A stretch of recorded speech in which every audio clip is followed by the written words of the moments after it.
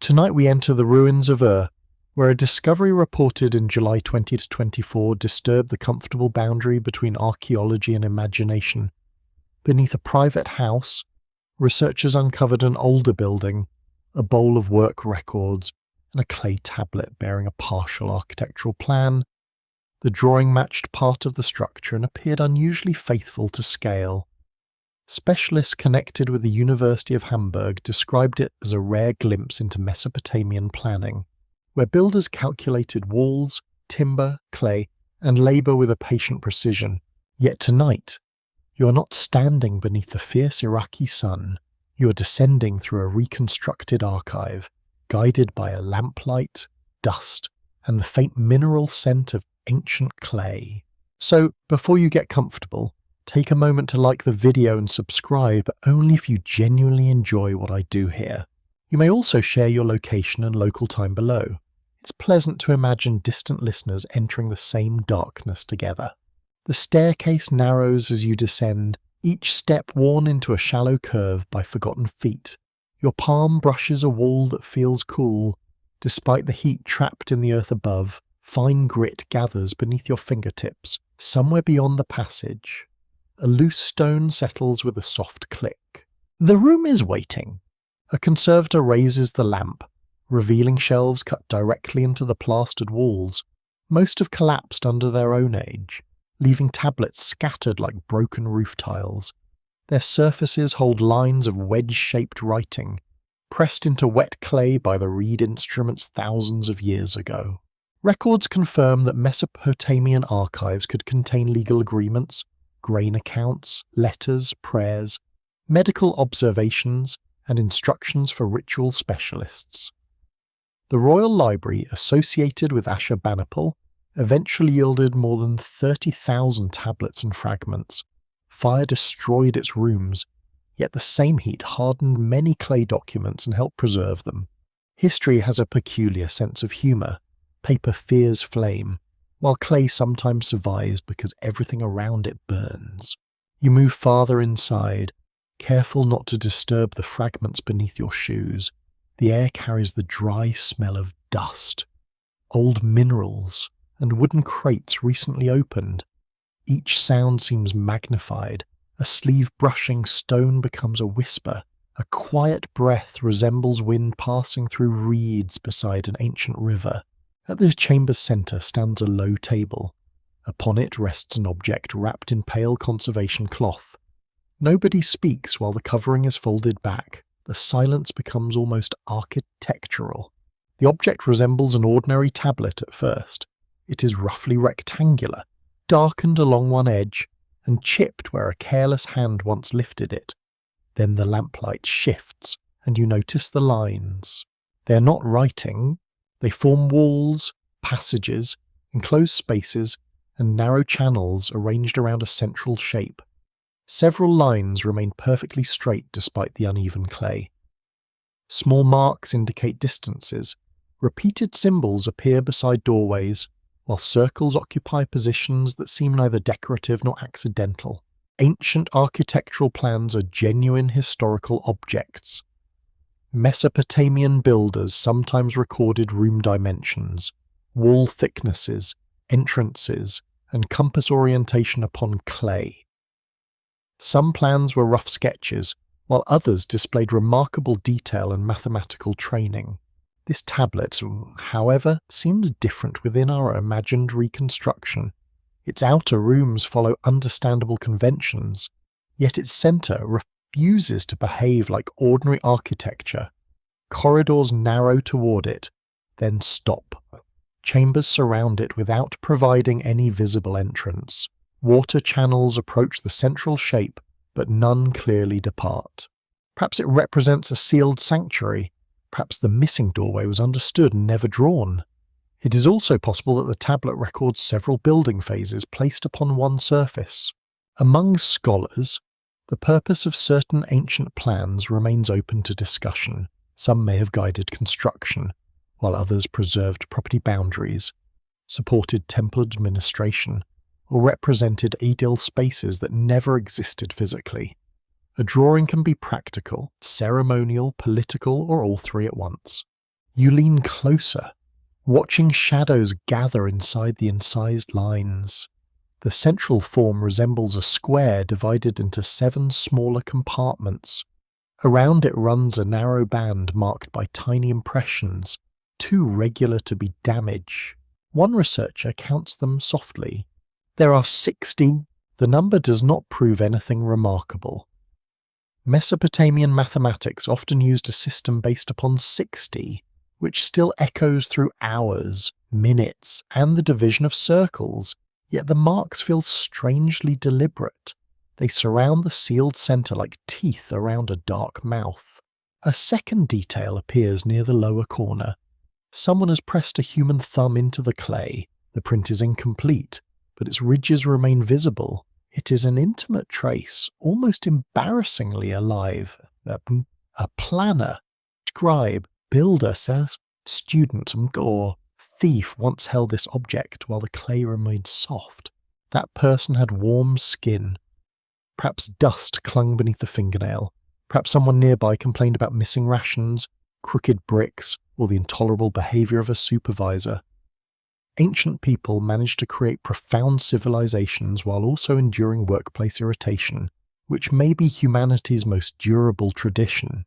Near the thumbprint, several symbols have been scraped away. The erasure is ancient. Fresh clay was rubbed across the surface. Yet the repair never fully concealed the earlier marks. Under angled light, their faint edges return. Someone changed the plan. The erased portion appears to contain a passage leading directly into the central chambers. In the finished version, that passage has vanished beneath a smooth band of clay. The destination remains, carefully drawn and carefully measured, but access to it has been removed. This could reflect an ordinary revision. Builders alter designs, patrons change their minds, walls move because soil shifts, money disappears, or an official suddenly discovers a powerful enthusiasm for larger reception rooms. There is also a stranger possibility, cherished by fringe writers and treated cautiously by serious researchers. Folklore from later periods sometimes imagined buried chambers containing dangerous knowledge, guarded by spirits that never slept. Such tales cannot explain the tablet, yet they reveal a persistent human suspicion that some rooms were closed for reasons beyond architecture.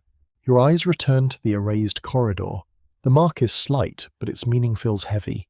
A building may be abandoned through accident. An entrance removed from a plan suggests intention. The conservator turns the tablet carefully. Its reverse carries several short lines of writing, though damage has swallowed many signs. What remains appears administrative rather than mystical. There are quantities of clay, groups of workers, measured lengths, and references to deliveries. Then comes a final line, separated from the calculations by an empty space. Its translation is uncertain. One reading suggests that the centre must remain unentered. Another interpretation produces something less ominous. Perhaps an instruction that the central space should remain unfinished. A damaged sign allows both possibilities, and scholars dislike certainty where the clay itself hesitates. You feel the night pressing gently above the buried chamber. Beyond these walls, modern roads cross landscapes once filled with canals, date gardens, workshops, and temple estates. People traded wool, argued over debts, taught children, brewed beer, and watched the sky for signs. Here below, their measured world has narrowed into one dark tablet. The lamp passes across the plan again. The outer rooms seem practical. The surrounding channels seem deliberate. The sealed centre waits without explanation, enclosed by 60 marks and protected by an erased approach. Nothing in the chamber moves. Yet the drawing creates the uneasy impression that it is not merely showing a place. It may be preserving an instruction. It may be warning against an action. Or perhaps it records a structure whose purpose was obvious to its makers and lost only to us. You step nearer, close enough to see dust resting inside every line. The blueprint offers no welcome. It asks for patience, silence, and the humility to admit that an ancient hand understood something you do not. For now, the sealed center remains untouched. The lamp now rests beside a shallow tray filled with measuring rods, stone weights, and copied impressions. You hear the faint scrape of charcoal as a researcher extends the tablet's lines onto a wide sheet of paper. Each mark appears simple in isolation, yet together they form a system that refuses to settle into familiar proportions. Your fingertips hover above the first scale. The smallest repeated distance equals nearly the same interval in several separate rooms. It returns in wall thicknesses, doorway widths, channel depths, and the spacing between circular marks. Such repetition suggests a standard unit, not an artist's careless instinct. Ancient Mesopotamian builders certainly used standardized measurements. Scribes calculated land, brick volumes, grain capacity, and worker rations with disciplined numerical methods. Mathematical tablets preserved in collections at Yale University show that students practice multiplication, division, reciprocals, areas, and complicated geometric problems. This is no primitive arithmetic. The difficulty begins when the unit is compared with surviving rods and official weights. It seems slightly too long for one known standard and slightly too short for another. A small difference might sound harmless, but repeated across a large structure, it becomes several whole rooms of disagreement. One researcher checks the scale again, then another does the same. The air grows quieter. Although nobody has announced a problem, professional caution has its own sound. It resembles paper moving slowly and pencils being placed down with unusual care. You watch a digital model form upon a nearby screen, though its cool light feels almost impolite within the dusty room. The outer walls rise first. Passages follow, platforms settle into position, then the central structure appears, and the proportions reveal something hidden by the flat clay. The plan uses two measuring systems at one. Horizontal distances follow one repeated unit. Vertical depths appear based upon another. When the two are combined, rooms that seemed rectangular become subtly inclined spaces. Their floors descend toward narrow channels, while their ceilings rise toward openings no person could comfortably reach. Builders sometimes mix local units, especially across long periods or political boundaries. A city could inherit older standards while adopting newer official measures.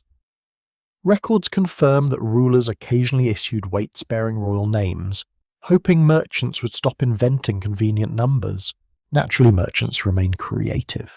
Yet the paired measurements show remarkable consistency. The difference is not random. Follows a ratio that reappears in 7 locations, including the central compartments and the surrounding band of impressions. The ratio is close to the relationship between a circle's diameter and its circumference. Though not perfectly exact, it is also close to a common approximation found in practical geometry. That alone would not surprise historians, since ancient surveyors understood circles through experience, rope, and repeated construction. What unsettles the room is where the ratio appears. It governs the widths of air shafts, the slope of channels, and there's distances between chambers that have no clear human purpose. These are not decorative choices. They resemble working tolerances, the careful allowances that prevent pressure, heat, or water from damaging a structure. You place yourself inside the model. The imagined floor feels cold beneath your sandals. Walls rise on either side, polished more smoothly than ordinary mud brick would allow.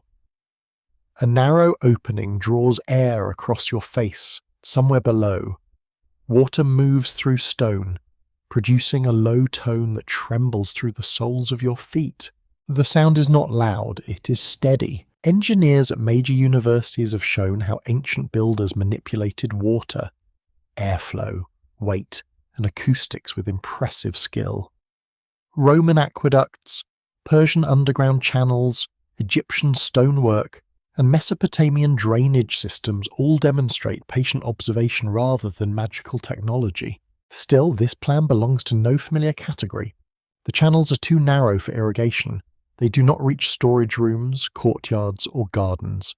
Their slopes would move liquid slowly, but their repeated turns would reduce efficiency. If they carried water, the water was meant to linger. A fringe interpretation offers a more exotic answer.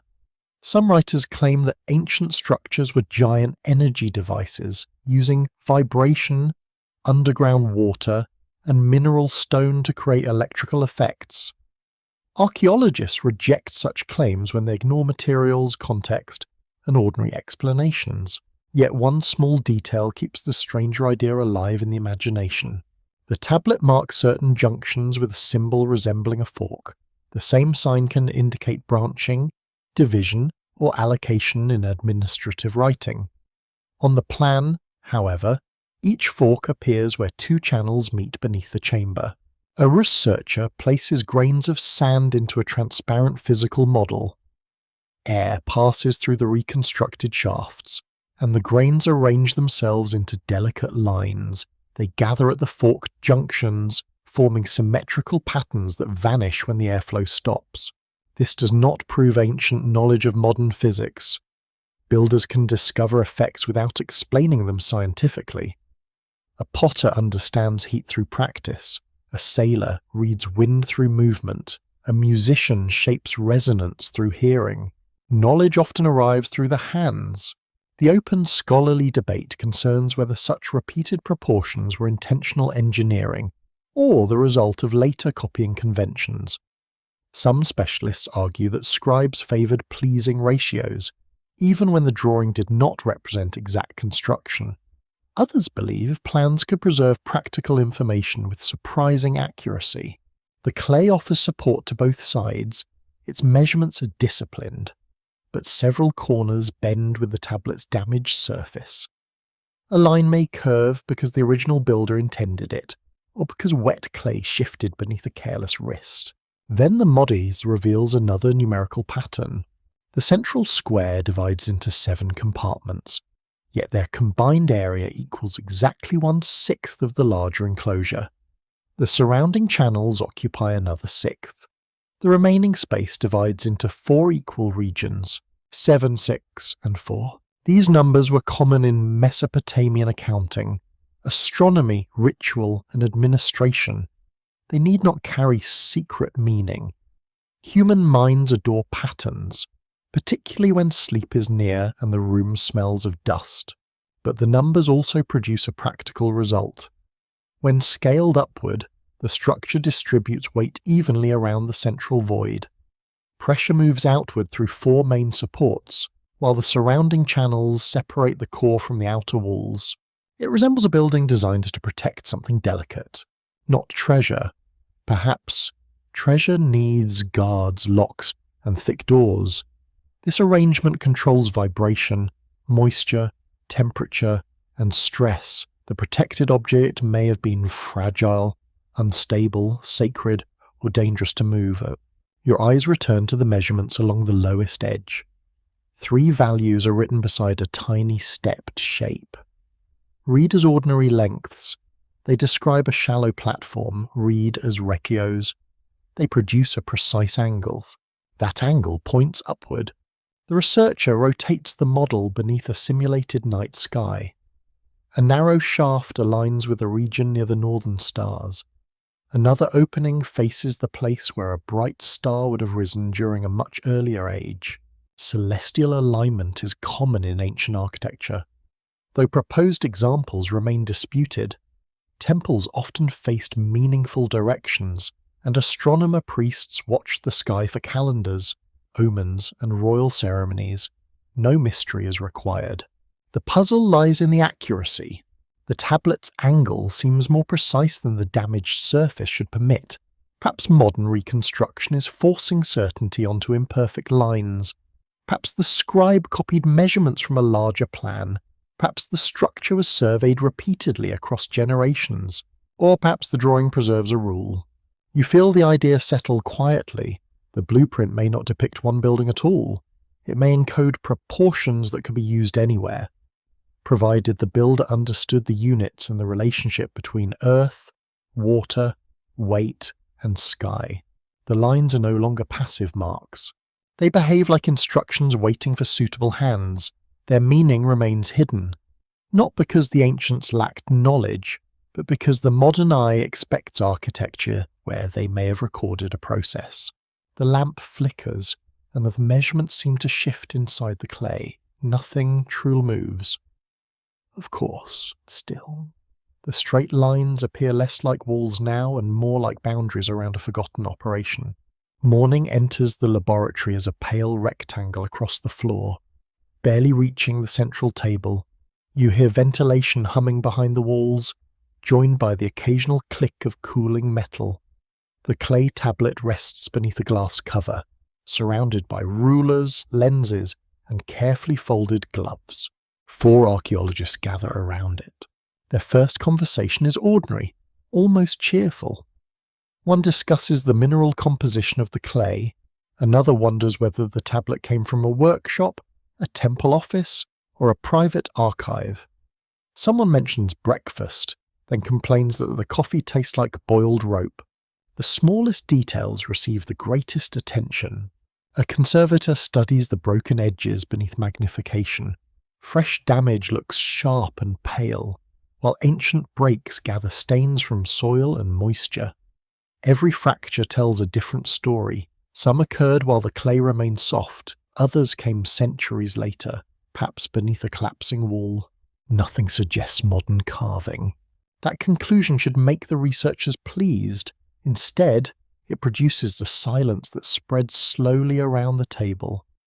The strange geometry belongs to the original object. No recent hand added the troublesome lines. No collector improved the artifact to increase its value. The blueprint is genuinely ancient. Archaeological laboratories often depend upon quiet procedures rather than dramatic revelations. Clay can be examined for temper, firing temperature, plant fragments, salts, and microscopic tool marks. Specialists compare these traces with excavated soils, kiln remains, and known scribal practices. Scholars connected with the University of Chicago have spent generations reconstructing Mesopotamian writing, architecture, and administration from such patient evidence. Oxford University researchers have likewise studied how ancient scribes learned through repetition, copying, and correction. And this tablet, however, does not resemble a student exercise. The incise lines maintain nearly constant depth across the surface. The instrument entered the clay at the same angle. Even where the hand crossed awkward corners, such control suggests a trained scribe, though not necessarily one trained only in writing. A technician projects magnified images onto the wall. Each groove becomes a valley. Tiny ridges of displaced clay rise beside the cuts, preserving the direction of the tool. You can follow the ancient hand from left to right, then downward through the central design. It never hesitates. The scribe appears to have known the full arrangement before beginning.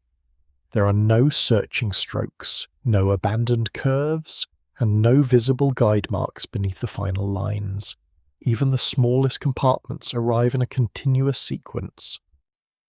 One archaeologist leans closer. She asks for the images to be rotated.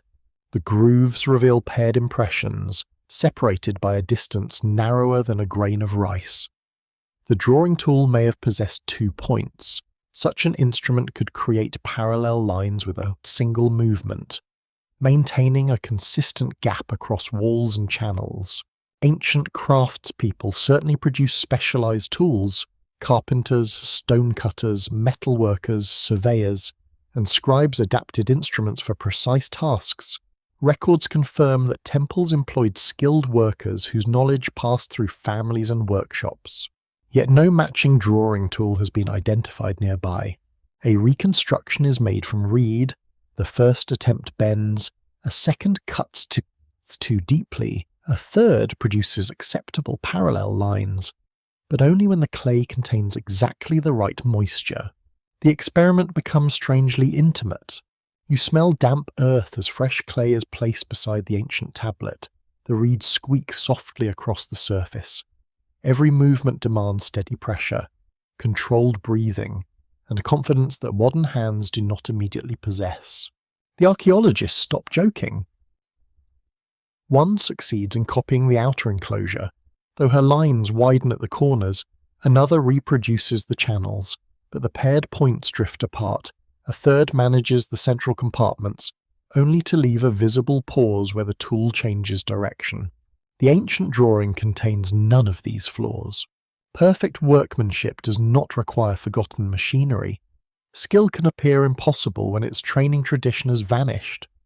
A master potter may center clay in seconds, while a beginner fights the same material for hours. Still, the tablet presents one feature that skill alone cannot easily explain. Several lines continue beneath damaged areas and emerge in exactly the correct position on the opposite side. The missing pieces are small, yet the alignment remains precise. This means the scribe created the design before those chips broke away. That seems obvious. Then a conservator notices that one break may be older than the surrounding grooves. Mineral deposits lie beneath part of the carved line, suggesting the tablet had already lost a thin surface flake when the blueprint was added. The line crosses the damaged space without touching it. It begins on one side, disappears across the shallow gap, and resumes with near-perfect alignment. The scribe could not draw continuously across open air.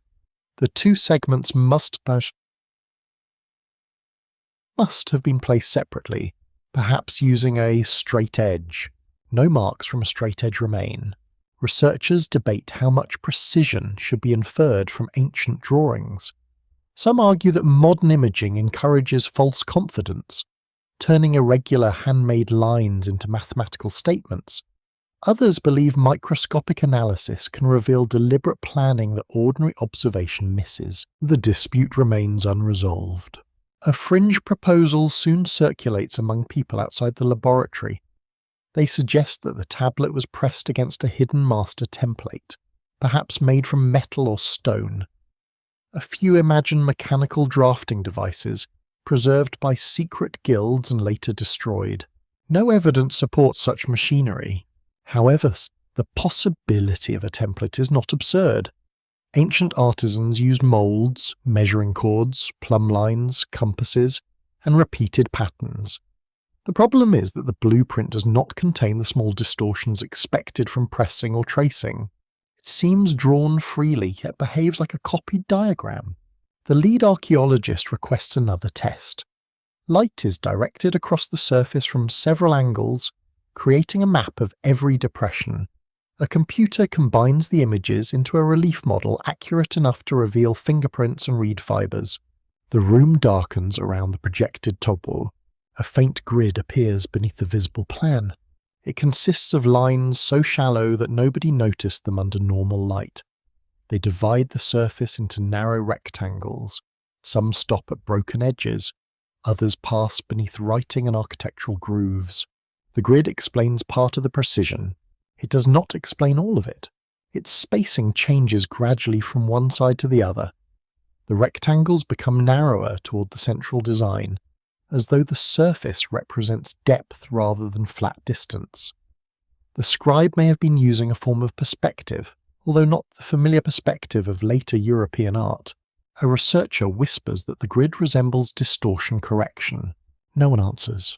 If the drawing was meant to guide construction upon uneven ground, changing intervals might compensate for slope. Surveyors could have measured a landscape and translated its irregularities onto clay. That would be sophisticated, but entirely human. The difficulty is the scale. The correction implied by the grid corresponds to a site far larger than the building represented by the outer walls. It seems designed for a landscape extending beyond the visible plan. The archaeologists stand without speaking, their faces lit by the enlarged grooves. Excitement has not vanished. It has changed into something more disciplined and more uneasy. They are no longer asking whether the tablet is authentic. They are asking what kind of knowledge produced it. Outside, sunlight brightens the modern city. Inside, the ancient grid waits beneath the surface, quiet and exact. It offers no names, no explanation, and no comforting mistake. Only precision remains. The desert begins with heat, but heat is not its most powerful presence. Silence is stronger. It settles across the plain, pressing against your ears until every small sound becomes strangely important. A leather strap creaks against a wooden crate. Sand moves beneath your boots, far away. A bird circles once above the pale horizon, then disappears into the white sky. You stand upon what appears to be empty ground. Nothing rises here except low ridges, scattered stones, no mound shaped by centuries of wind. Yet beneath this surface lies a city. Its streets remain hidden under packed silt, collapsed brick, ash, and the patient dust of abandoned generations. The survey team walks in a slow line across the plain. Each person carries instruments that measure slight differences in the earth. Magnetometers detect buried walls through changes in soil and fired clay. Ground-penetrating radar sends signals downward, revealing shapes without disturbing them. Such methods have transformed archaeological exploration. Researchers at universities including Oxford, Yale, and Chicago have used remote sensing to map buried settlements, roads, canals, and building foundations. Entire neighbourhoods can now appear as faint patterns long before a single trench is opened. The screen in the field tent displays a dark network. Straight lines cross one another beneath the sand. Some form rectangular houses, others follow wider routes that may have served as streets. A broad channel curves around the settlement, connecting several reservoirs before vanishing beneath a later layer of sediment. At the centre stands a shape that does not resemble an ordinary temple. It is too low, too broad, and too carefully isolated. You step outside while the team marks its position with wooden stakes. The wind carries a dry scent of salt and warm earth. Small pebbles strike the canvas shelter with soft taps. The horizon trembles, making distant ruins appear to float upon light. Southern Mesopotamian cities grew within a landscape shaped by rivers, marshes, and canals. Their builders relied heavily upon mud brick because stone and timber were scarce. Houses, walls, temples, and administrative buildings rose from clay, then slowly returned to clay when maintenance ceased. This cycle creates a peculiar landscape. A city can disappear without truly leaving. Its walls collapse inward, its streets fill, and later families build new rooms upon the remains. The mound beneath your feet is therefore not a single city. It is many cities occupying the same location. A council decree preserved on clay from other settlements confirms that canals required constant cleaning. Silt gathered quickly, reducing water flow and damaging fields. Officials assigned workers, measured tasks, and recorded penalties for neglect. Water created prosperity, but it also demanded obedience. The newly mapped city seems to have depended upon an unusually complex system. Narrow canals enter from the eastern side, pass beneath residential districts, and gather near the central enclosure. The arrangement suggests careful planning rather than accidental growth. Several streets bend around the enclosure without touching it. Houses face away from its walls. No market square stands nearby. No obvious ceremonial avenue approaches its entrance. The building appears to have been avoided. Excavation begins along its northern edge. Workers remove sand with broad tools, then switch to smaller blades when the first bricks emerge. Each brick carries the faint impression of reeds laid beneath it during drying. Some contain bits of straw, shell, and dark organic material. Your hand rests near the exposed wall. The bricks feel warm, though the deeper mortar remains cool. A smell rises from the opened earth, damp and mineral, carrying something faintly vegetal from the ancient river deposits. By evening, a doorway appears. It has been sealed from the outside. The blocking bricks differ from the original wall. Their clay contains more salt and fewer plant fibres. They were made during a drier period, perhaps generations after the building itself. Archaeologists regularly identify repairs through changes in brick composition, mortar, and construction technique. Buildings were altered repeatedly, especially in cities occupied for centuries. The sealed entrance may therefore represent ordinary renovation, yet no replacement doorway can be found. The entire structure seems to have been closed, buried, and deliberately separated from the life of the surrounding city. Houses continued nearby, but their later walls stopped several paces away. One excavator discovers a line of small ceramic cups placed along the outer foundation. Each cup stands upside down. Most are empty, though one contains blackened seeds and a fragment of animal bone. Foundation deposits are well known across the ancient world. Builders placed objects beneath walls, thresholds, and corners to secure divine favour or protect a structure. Such offerings could include figurines, tools, food, inscriptions, and symbolic materials. These cups, however, appear to have been placed when the building was closed. A quirky local legend offers an explanation. Though nobody treats it as evidence, shepherds once claimed that the mound produced a low humming sound during certain winter nights. They believed a buried king was counting cattle beneath the earth, which seems an unnecessarily administrative task for the dead. The sound may have come from wind crossing broken pottery. Still, the story has survived. The sealed doorway is photographed, measured, and removed one brick at a time.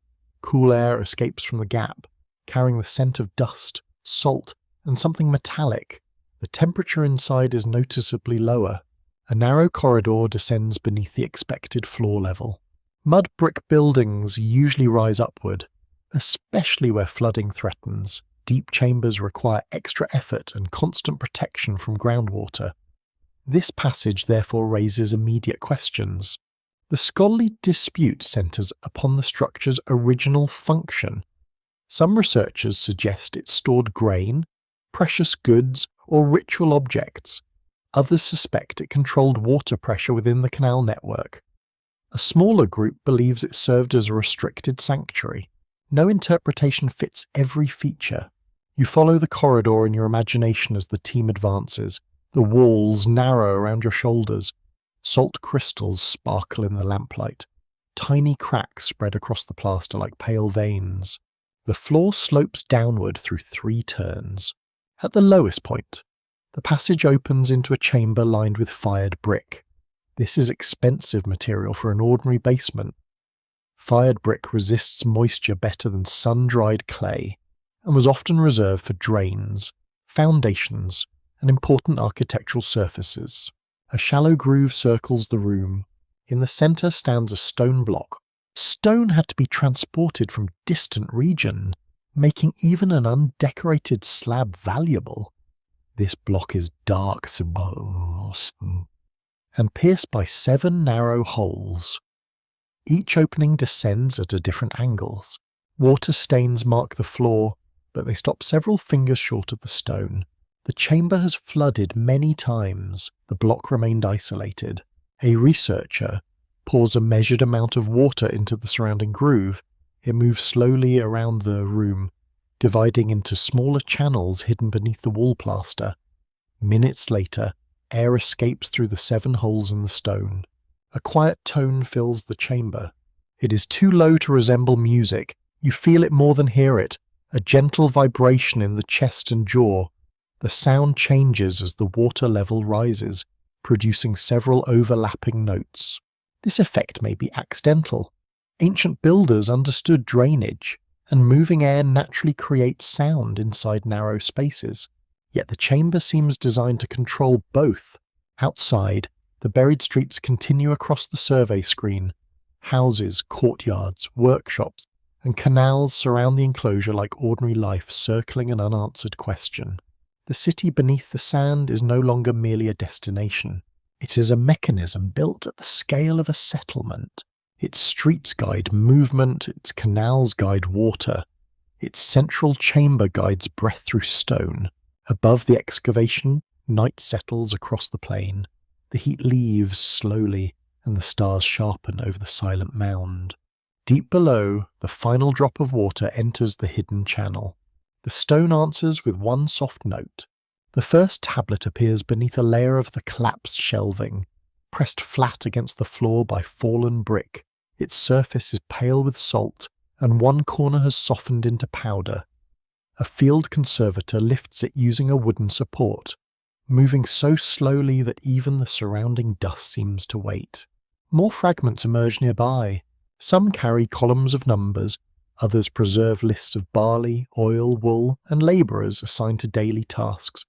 These are the ordinary documents of an organised city, where every jar, animal, worker, and delivery could become a line of clay.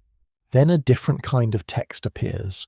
Its signs are larger and more carefully spaced. The scribe has left generous margins, suggesting the words carried ceremonial or institutional importance. Several impressions are deep enough to survive damage that erase the lighter writing around them. A philologist begins reading beneath a shaded canopy. You hear the signs spoken softly, one by one, as their possible meanings are tested against known forms. Ancient writing rarely surrenders itself quickly. A broken corner can remove a name. A damaged wedge can turn a building into a person, or a command into a memory. The surviving lines describe a foundation. They mention workers, prepared to earth, measured ropes, and a place where water was compelled to enter darkness. Nothing here seems impossible. Mesopotamian building inscriptions often recorded construction, restoration, royal development, and the favour of the gods. Records from the University of Chicago's long study of ancient Iraq confirm that rulers frequently claimed credit for rebuilding temples and canals. Their inscriptions praise divine guidance, royal strength, and the labour of entire cities. Kings preferred history with themselves. At another banter, the tablet does not cooperate. Its opening lines name no ruler. Instead, they refer to a structure already ancient when the city's remembered dynasties began. The scribe calls it a work of the first planners, a phrase that may describe respected ancestors, legendary founders, or a professional group whose original identity had faded. A second tablet repeats the phrase. This one is smaller, written in a hurried administrative hand. It records clay delivered for repairs and workers assigned to reinforce a northern wall. Near the final line, the supervisor notes that the old measurements must not be changed. The wording is unusually strict. Repairs normally involved adaptation, walls leaned, foundations settled, floods damaged lower courses, builders responded to circumstance, often using whatever material and labour remained available. Here, alteration appears forbidden. A survey rope must follow an inherited length. A corner must remain at its established angle. The central chamber must retain 7 divisions, although the reason is not explained. You imagine the repair crew arriving before sunrise. They carry baskets, wooden tools, reeds, and jars of water. A supervisor checks the measurements while workers complain quietly about the heat.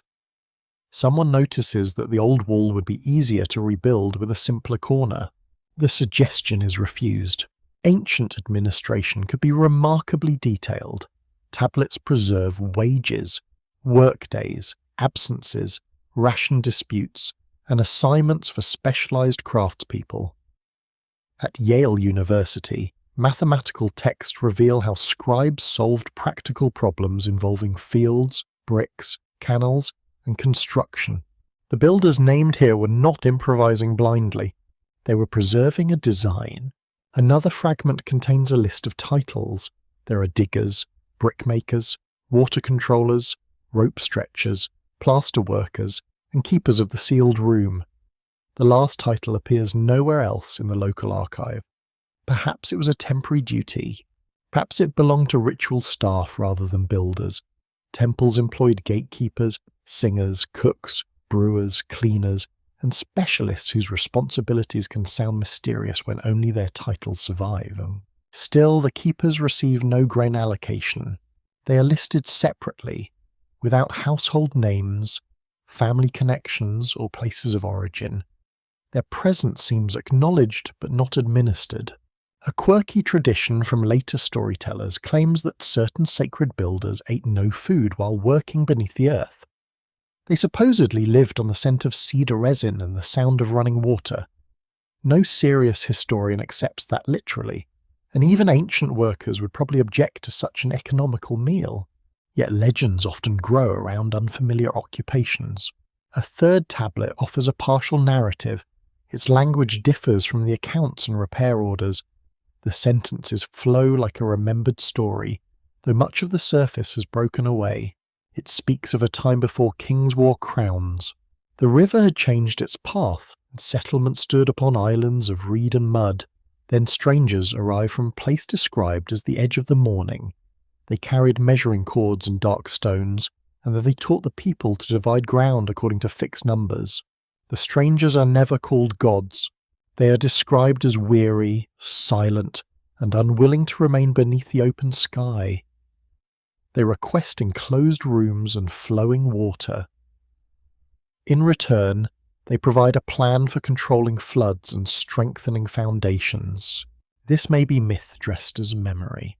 Ancient societies often explained institutions through founding tales. A craft could be attributed to divine teachers, heroic ancestors, or culture bearers arriving from distant lands. Such stories gave authority to traditions that nobody could date. Oxford historians have noted that origin legends often reveal how communities understood knowledge, not necessarily how that knowledge truly began. A tale about foreign planners may preserve memories of migration, trade, conquest, or professional exchange. The open scholarly debate concerns whether such accounts contain distant historical echoes. Some researchers treat them mainly as literary constructions. Others believe carefully repeated details may preserve fragments of environmental disaster, cultural contact, or forgotten political change. The clay cannot settle the argument. Its broken lines continue with a warning. The first planners build only one enclosed centre, though they leave instructions for others. They tell the inhabitants that the design must never be completed in every city at once. The reason has vanished with the missing surface. Only three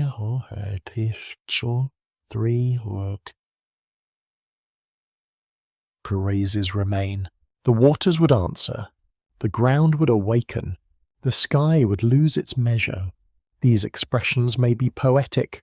Water answering could mean canals filling correctly. Ground awakening could describe fertile soil. The sky losing measure might refer to a failed calendar, or an omen observed by astronomer priests. Language becomes dangerous when context disappears. A fringe interpretation claims the tablets describe a network of ancient machines, each capable of transmitting vibration through water and stone. According to this idea, the planners feared activating too many structures simultaneously. There is no archaeological evidence for such a worldwide system. Yet the administrative tablets confirm something less dramatic and more difficult to dismiss. The builders followed inherited measurements with unusual loyalty. They preserved specialized roles. They repaired channels whose full purpose they may not have understood. The city's later inhabitants seem like custodians. They maintain the design because authority lies in its age. Instructions survive even when explanations disappear. A worker measures the same wall his grandfather measured, who followed a rule received from someone already considered ancient. You feel the weight of that continuity. Civilization often appears to advance through invention, but much of history depends upon obedience to inherited practice. People repeat techniques because they work, because tradition demands it, or because nobody wishes to discover what happens when they stop. The final tablet rests near the edge of the former shelf. Its writing is faint, almost polished away by handling. The text records a transfer of responsibility from one group of keepers to another. No king confirms the exchange, no temple seal appears. Only a simple statement remains. We received what was not begun by us. The sentence is practical, not mystical. It could describe a wall, a commence, an office, or a debt. Yet beneath it, the scribe adds one final line in smaller signs. We preserve what we do not remember. The words stay quiet in the warm air. Around the tablets, brushes continue moving through dust. Each fragment enters a tray, receives a number, and becomes part of the patient work of reconstruction. The first planners remain unnamed. They leave no portraits, no tombs, and no confident claim of greatness. Their presence survives only through measurements, duties, repairs, and the unease of those who inherited their work. A wooden case opens beneath the careful hands of a museum technician. Inside rests a collection of objects that scarcely resemble instruments. There are polished rods, notched bones, stone cubes, and lengths of cord hardened by age. Each object appears simple, yet simplicity can conceal a system. A straight stick may become a standard, a knot may preserve distance, a stone may embody an agreed weight, allowing strangers to trade without trusting one another. You stand beside a long table where these objects have been arranged by age. The newest belong to kingdoms with names, rulers, and written laws. The oldest come from settlements that existed without palaces, royal tombs, or recorded dynasties. The measurements continue across the table. Their materials change, but several proportions remain strangely familiar. A forearm length appears in one region, a handbreadth appears elsewhere. Certain rods divide into halves, thirds, sixths, and smaller intervals that fit practical construction. Ancient units often began with the body, feet, palms, fingers, arms, and walking distances offered convenient references. The difficulty came when one person's arm differed from another's, which was inconvenient for builders and wonderfully convenient for dishonest merchants. Standardization solved the problem. By the 3rd millennium before the Common Era, Mesopotamian administrations used established units for length, area, capacity, and weight. Clay tablets from collections studied at Yale University preserve calculations involving fields, brick piles, canals, and grain. These systems did not appear suddenly. Their internal order suggests long practice. Scribes inherited tables, methods, and relationships that had already been tested through generations of work. Writing preserved the rules, but writing may not have created them. The oldest rod on the table comes from a settlement without written records. Its surface bears repeated cuts, each separated by nearly equal spaces. One end is worn smooth, perhaps from frequent handling. A replica is placed beside it. When the intervals are enlarged, they correspond closely with a unit found in much later construction. The match is not exact, but it is close enough to invite attention. The difference could result from shrinkage, damage, regional variation, or coincidence. A researcher measures it 3 times. Then she compares it with cord marks preserved in ancient plaster. The same interval appears again, hidden inside the widths of doorways and the spacing of support posts. This does not prove a universal unit. Human bodies share similar proportions, and practical builders often arrive at similar solutions. A doorway must admit a person. A roof beam can span only so far. Repeated needs produce repeated dimensions. Still, the recurrence is difficult to ignore.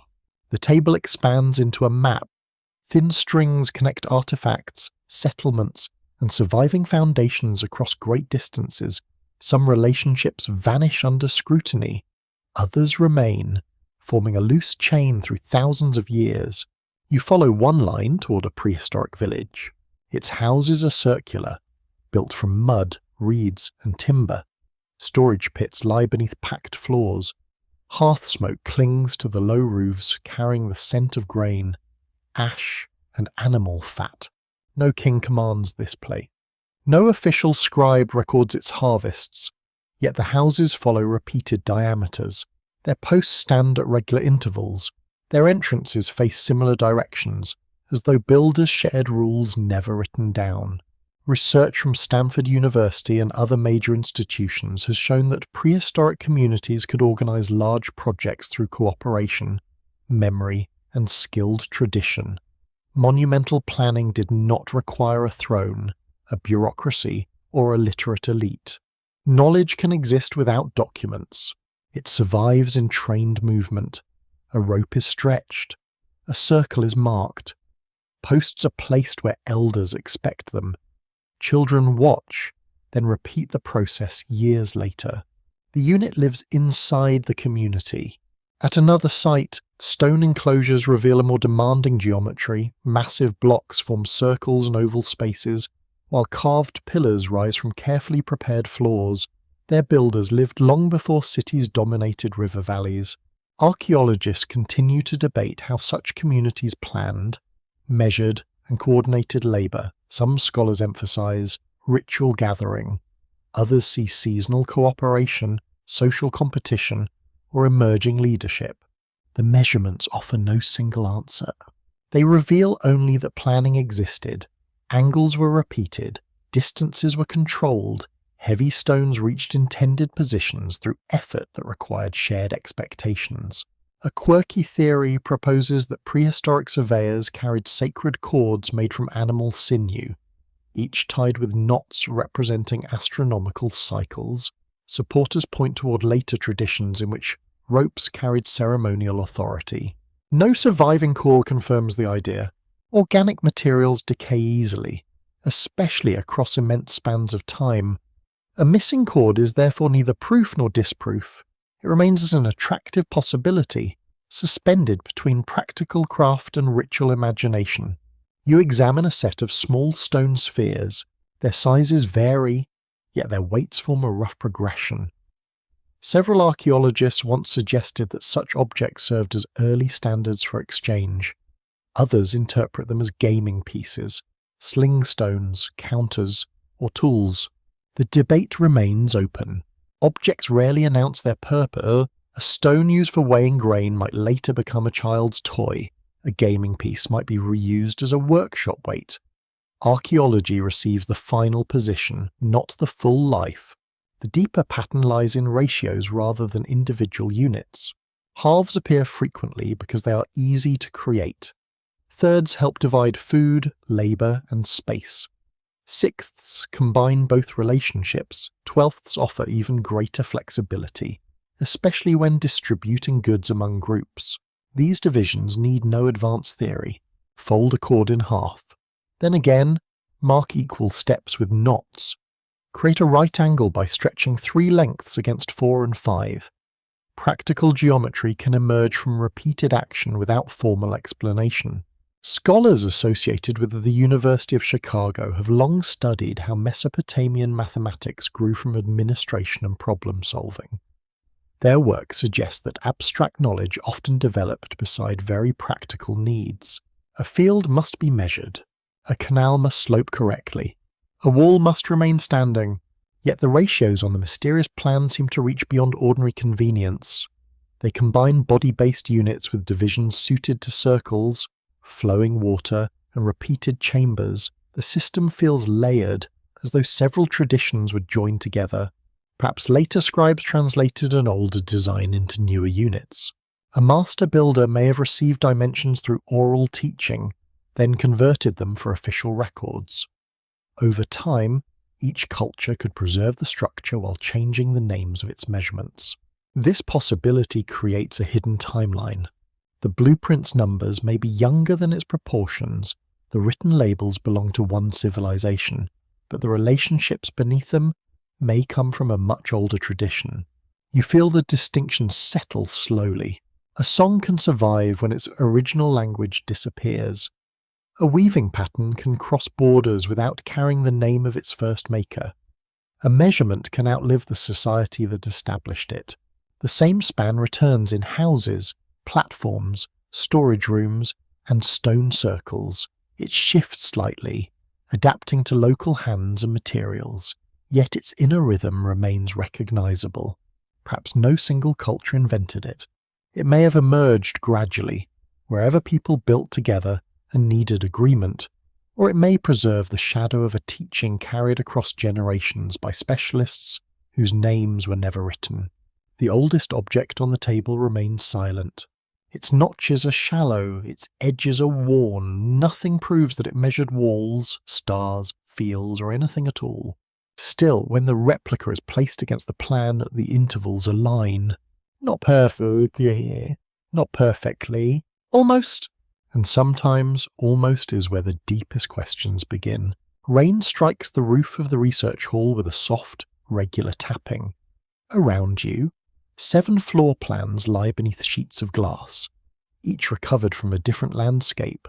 Their stones, bricks, and dates vary, yet one arrangement returns with troubling patience. A central room sits within 6 smaller chambers. Sometimes the group forms a square, Elsewhere it bends into a rough circle or follows the slope of a hill. Doorways change position, walls become thicker, and passages lengthen, but the inner count remains the same. 7 enclosed spaces. Your attention moves across the first plan drawn from a temple platform near an ancient river. The central chamber is wider than the rest and contains a low stone base. The surrounding rooms hold traces of ash, broken vessels, and small animal bones. The second plan belongs to a mountain sanctuary. Its central space contains no altar.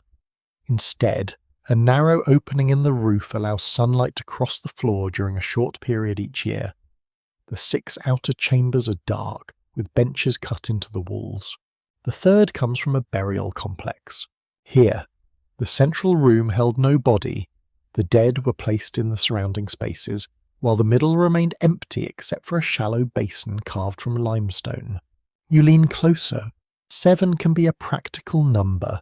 A central chamber surrounded by 6 others creates balance and allows controlled access. Builders may have repeated the arrangement because it distributed weight effectively or separated different activities. Yet architecture rarely remains merely practical. People assign meaning to space. A doorway becomes a threshold between ordinary and sacred life.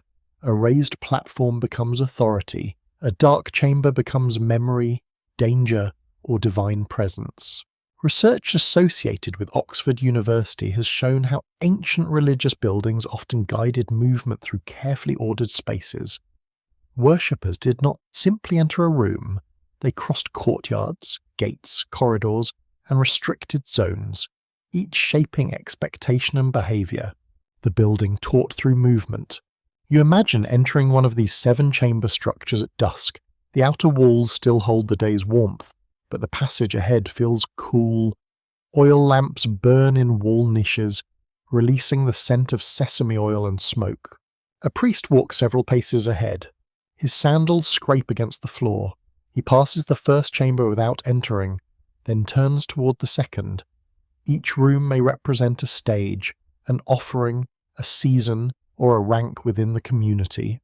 The central door remains closed. Records from ancient temple administrations confirm that access was often restricted. Certain rooms held cult statues, valuable offerings, ritual clothing, or written archives. Not every worshipper saw the most sacred objects. Secrecy created authority. The hidden object became more powerful because it was hidden. Those permitted to approach it gained status, while those excluded learned obedience through distance. Still, several 7-chamber buildings contain no obvious treasure. Their central spaces are bare. Floors show little wear. Door sockets remain shallow, suggesting the doors were rarely opened. In one case, plaster survived almost untouched across the threshold. Perhaps the chamber was symbolic.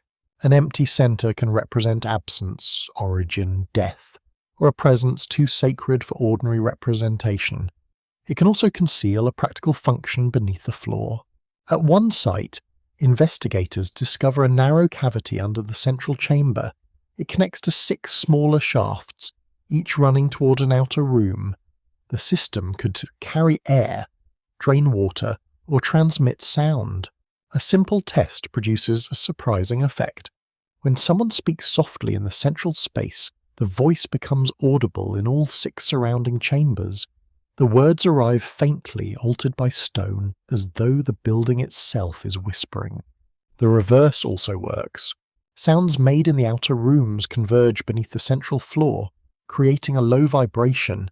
No single voice remains clear. Many voices become one continuous murmur. This may be accidental acoustics. Ancient builders did not require modern equations to notice how sound behaved inside stone. Repeated construction could teach them which shapes amplified speech and which swallowed it.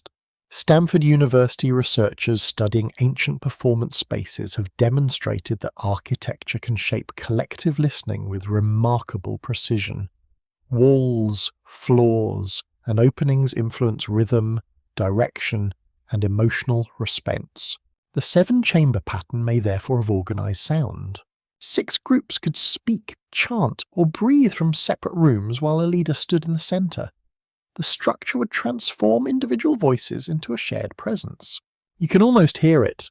A slow pulse rises through the floor, the lamps tremble, smoke gathers beneath the ceiling, then drifts toward the central opening. A quirky tradition from 19th century occult writers claimed that 7 room temples were maps for travelling between invisible worlds. They imagined each chamber as a barrier protecting the mind from truths too large to endure. Archaeology offers no support for invisible gates, yet the idea preserves an older intuition. Repeated rooms create psychological stages. Each enclosure narrows attention, softens ordinary noise, and prepares the visitor for whatever waits at the centre. The open scholarly debate concerns whether the number 7 carried the same meaning across distant cultures. Some historians emphasise independent development, since 7 can arise naturally from visible celestial cycles, social organisation, or architectural convenience. Others argue that trade routes and migrating specialists allowed symbolic systems to travel widely. Merchants carried more than copper, grain, and cloth. They also carried stories, rituals, measurements, and ideas about how sacred space should be arranged. The evidence permits caution. 7 appears in calendars, myths, royal ceremonies, and divisions of the heavens. It also appears in ordinary counting, where no mystery is required. Human beings notice patterns and preserve the ones that feel complete. The buildings reveal another detail. Each outer chamber differs slightly from the others. One contains water stains, another preserves burnt incense, a third holds traces of red pigment. The remaining rooms show evidence of grain, oil, metal, or woven fibres. The arrangement may represent categories: water, fire, colour, food, craft, and cloth surround the empty centre. These materials supported daily life, yet they also carried ritual importance. Together, they might symbolise a complete world organised around something unseen. A council record from one ancient city describes 7 groups responsible for maintaining a sacred complex. Each group supplied a different material and entered through a separate gate. The decree proves that architecture could mirror administration. Space assigned duty, duty assigned identity. The structure became a diagram of society, with each group holding one place around a central authority. Perhaps the centre belonged to a god.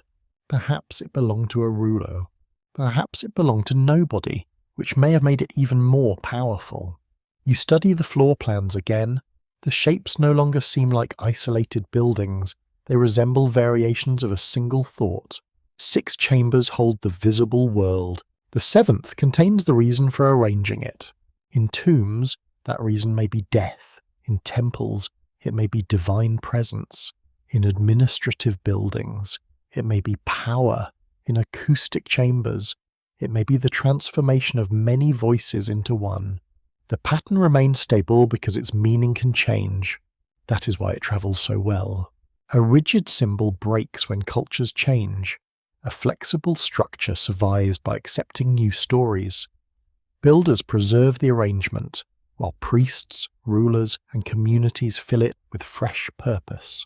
Rain continues against the roof. The 7 plans rest under glass, separated by centuries and distance. No inscription declares that they belong together. No surviving architect explains why the count returns. Yet the pattern waits in stone. 6 rooms gather around a silent centre, and the silence feels intentional. Cold air moves through the doorway and settles across your hands. The stone around the opening has been polished by contact, yet the marks occur far above the height of ordinary shoulders. The threshold stands nearly twice as tall as necessary. Its width could admit 3 people walking side by side. The lower corners are rounded, while the upper frame narrows toward a curved recess. Nothing suggests that wooden doors once filled the entire opening. You step beneath it and feel unexpectedly small. Ancient builders often created enormous entrances to express power. Palace gates announced royal authority.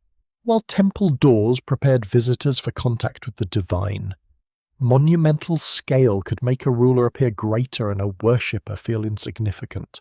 Researchers at Oxford University have studied how architecture directs emotion through controlled space. Height, darkness, restricted movement, and sudden openness can transform an ordinary entrance into a ritual experience. Grandeur may explain the doorway. The wear marks do not. 2 parallel grooves run along the threshold, each deep enough to catch the edge of your sandal. They resemble tracks produced by repeated movement, though no wheel marks continue into the chamber. The grooves remain widely separated.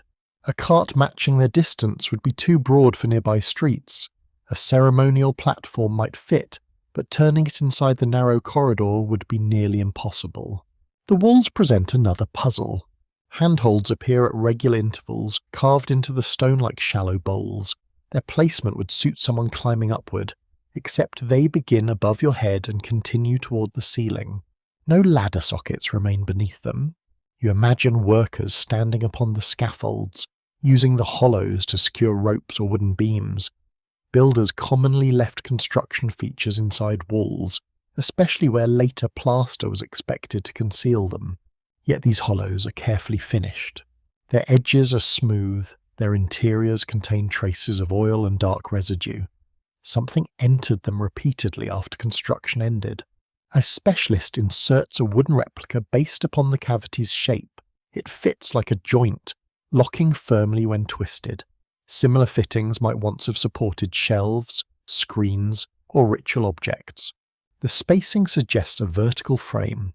Its purpose remains uncertain. You move deeper into the passage, where the floor changes from rough stone to fired brick. Each brick is unusually long, with a shallow depression near one end. The depression form pairs separated by more than an ordinary walking stride. A tall person would still find the spacing uncomfortable. Perhaps the marks guided carrying poles. Perhaps workers dragged heavy objects along a fixed route. Another possibility is that the depression supported temporary posts during ceremonies. No explanation satisfies every measurement. Records confirm that ancient builders adjusted spaces for specific users and activities. Storage rooms were narrow, reception halls were broad, and sacred platforms often restricted access through steep steps or raised thresholds. Architecture can exclude as effectively as any law. The steps leading into the next chamber seem designed for exclusion. Each rise is almost knee-high, while each tread is deep enough for a person to pause comfortably. You climb slowly. The motion resembles mounting a platform rather than using stairs. Your body must lift, balance, and settle with every step. A procession moving upward would appear deliberate, dignified, and exhausting. A railing would help, but none is... At the top, the chamber floor lies far below the doorway's upper frame. The entrance now towers above you, forming a dark stone arch that seems intended for something larger than any visitor. A fringe theory claims that such openings were built for giants. Stories of enormous ancestors appear in many cultures, often describing beings who raised walls, carried mountains, or ruled before ordinary humanity. Enthusiasts point toward oversized doors, weapons, beds, and stone seats as physical evidence. Archaeologists remain unconvinced. Large objects can serve symbolic purposes. Ceremonial furniture exaggerates authority. Oversized weapons become offerings. Tall gates admit banners, statues, carts, animals, or crowds rather than enormous bodies. The human imagination prefers giants because giants are simple. A complex ritual platform requires context. A forgotten transport system requires engineering. A giant merely walks through the door. Still, the proportions deserve careful attention. The chamber contains 3 stone benches. They stand higher than the ordinary seats and slope gently toward the rear wall. A person sitting there would have feet suspended far above the floor. The benches may not be seats. They could be platforms for statues, containers, musical instruments, or prepared offerings. Their surfaces show long scratches, suggesting heavy objects were moved across them. One bench preserves traces of woven fibres. The fibres come from thick cord, not clothing. They may have belonged to a harness used for lifting or securing something large. Yale University researchers examining ancient textiles have shown how ropes supported construction, transport, shipping, and ritual display. Most cords vanished through decay, leaving only impressions or mineralized fragments. This chamber may once have been filled with rigging. You picture ropes descending from the ceiling, passing through the polished wall fittings. A heavy frame hangs above the floor. Workers pull from separate positions, raising or lowering an object with controlled effort. The tall doorway suddenly becomes practical. The deep steps guide the load. The broad threshold keeps the ropes apart. The high handholds support a lifting system rather than an oversized visitor. Then the ceiling reveals a problem. No pulley anchors survive above the central span. The stone remains smooth, except for one circular opening near the highest point. Air passes through it. A feather released beneath the opening rises slowly, carried by a steady current. The chamber draws air from lower passages and directs it upward through hidden shafts. The wide doorway may regulate that flow. When a temporary screen is placed across the entrance, the current strengthens. A low tone forms inside the circular opening, and dust begins moving along the floor in narrow streams. The building breathes differently when partially closed. The open scholarly debate concerns whether unusual dimensions reflect ritual symbolism or specialized engineering. Some historians emphasize processions, sacred objects, and controlled visibility. Others suggest ventilation, transport, acoustics, or water management shaped the architecture. Both interpretations may be correct. A sacred chamber can also be a working machine. Ritual specialists often depended upon practical knowledge involving sound, smoke, light, temperature, and movement. The distinction between ceremony and technology may belong more to modern thinking than ancient life. Another doorway waits on the chamber's far side. This one is low and extremely narrow. You must turn your shoulders and lower your head to enter. The contrast feels intentional. The first opening enlarges the visitor's surroundings. The second compresses the body. You move from a space built beyond human scale into a passage that barely accepts you. Cold stone touches your back. Your breathing becomes louder, and every step demands attention.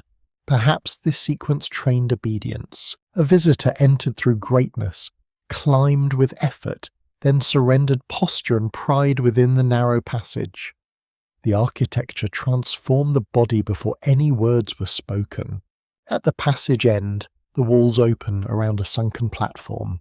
Its outline resembles a human figure, but its proportions are unfamiliar. The shoulders are broad, the lower section elongated, and the head area divided by a shallow groove. It could support a statue. It could hold ceremonial equipment. It could also represent something removed so carefully that only its resting place survives. You crouch beside the platform and notice polished areas along both edges. Ropes may have passed there many times. Whatever occupied this space was raised, lowered, or carried through the towering doorway. The dimensions were not built for its living stride. They were built for its passage. Perhaps a divine image crossed the chamber during rare ceremonies. Perhaps a great wooden frame held textiles, mirrors, instruments, or symbols of royal power. The scale no longer requires unknown bodies, yet it still suggests an unknown presence. The architecture does not ask who walked here. It asks what was carried. The chamber receives no daylight, yet the stone feels warmer near its centre. You notice the difference through your palm, where one slab holds a faint, steady heat. Nothing visible should produce it. The floor is dry. No lamp burns nearby, and no sunlight reaches these buried walls. Still, a narrow strip of stone remains warmer than the surrounding surface. A technician places small sensors across the chamber. Their readings form a shape beneath the floor, not a random patch of warmth. The heat follows a straight channel, turns sharply, then divides into 3 smaller paths. The hidden arrangement resembles circulation. Stone buildings can preserve temperature for long periods. Thick walls absorb warmth during the day and release it slowly through the night. Underground chambers often remain stable because the surrounding earth changes temperature gradually. This room behaves differently, so its warmth concentrates along carved paths. The pattern suggests that air, water, or heated material once moved beneath the floor. You kneel near a joint between two slabs. A faint smell rises from the gap, mineral and bitter, like wet stone touched by old metal. The scent is weak, yet it lingers on your fingers. One slab lifts with difficulty. Below it lies a narrow cavity lined with fired clay. The lining protects the surrounding masonry from moisture and perhaps from greater heat. Dark staining covers the inner surface, though no soot appears. A channel enters from the eastern wall, another leaves toward the north, while a third descends beyond the reach of the camera. The passages are too small for a person and too carefully built for accidental drainage. Records confirm that ancient engineers created sophisticated systems for heating, ventilation, water control, and waste removal. Greek and Roman baths used channels beneath floors, while earlier cultures developed drains, furnaces, kilns, and carefully sloped conduits. Research from Oxford University has shown that ancient technologies often combined simple materials with precise observation. Clay, stone, water, fire, and air could produce effects that seem surprisingly controlled. No lost science is required, yet the chamber resists easy classification. The channels do not connect to a furnace, kitchen, bath, or visible water source. Their turns reduce flow, and several sections widen into hollow pockets. These pockets contain smooth stones. Each stone differs in size, colour, and density. Some are pale and porous, others are dark and heavy and slightly magnetic. They sit within clay sockets, arranged so that moving water would pass around them. The arrangement could filter sediment. It might also alter temperature, pressure, or mineral content. Ancient people selected stones for practical reasons, even when they explained those reasons through sacred language. A porous rock cleans water. A dark stone holds heat. A magnetic stone behaves strangely near iron. Knowledge can remain useful without becoming theoretical. A researcher pours water through a surviving channel. The flow slows inside the first pocket, circles the stone, then continues toward the second. At the final turn, it begins to pulse. The effect comes from trapped air. Water enters one chamber, compresses air, then releases it through a narrow opening. The result is a repeating pressure change, gentle but regular. The floor begins to hum. You feel the vibration beneath your knees. It travels through the stone in a steady rhythm, too slow for music and too deliberate to ignore. This may be an accidental property of the reconstruction. Small changes in water level produce different sounds. The original builders may never have intended any vibration at all. Still, the chamber amplifies it. The walls contain hollow spaces shaped like jars. Their narrow mouths face inward, while their rounded bodies disappear into the masonry. Such cavities can strengthen certain frequencies, much like the body of a musical instrument. Architectural acoustics were understood through practice in many ancient societies. Theatres, temples, and gathering spaces often shaped voices with remarkable effectiveness. Researchers at Stanford University have studied how sound can influence movement, memory, and collective experience within ritual settings. A low vibration may calm, unsettle, or focus attention without the listener understanding why. The room may therefore have served ceremony. A priest could pour water into a channel, producing a rising tone beneath the floor. Smoke might drift through hidden vents. Lamps could reflect from polished surfaces, while unseen sounds surrounded the audience. That explanation is plausible. It is not complete. The channels contain traces of copper salts. Small green stains survive where metal fittings once joined clay sections. Copper conducts heat and electricity, though ancient builders valued it mainly for tools, vessels, decoration, and alloy production. A fringe theory claims that the chamber generated electrical power. Supporters imagine mineral water flowing across different metals, creating a weak current. They compare the system with disputed ancient objects sometimes described as primitive batteries. The idea remains highly speculative. No wires survive, no lamps, motors, or machines appear nearby. A small chemical reaction does not prove an electrical technology, especially without evidence of practical use. Yet a weak current could serve another purpose. It might influence metal deposition, pigment preparation, or ritual sensation. It could also be completely accidental, produced by materials chosen for unrelated reasons. The scholarly dispute centers upon whether the chamber functioned primarily as a temple, an observatory, or a technical installation. Some specialists emphasize the controlled sound and restricted access. Others point towards channels, mineral residues, and carefully regulated airflow. A third position rejects the need for a single purpose.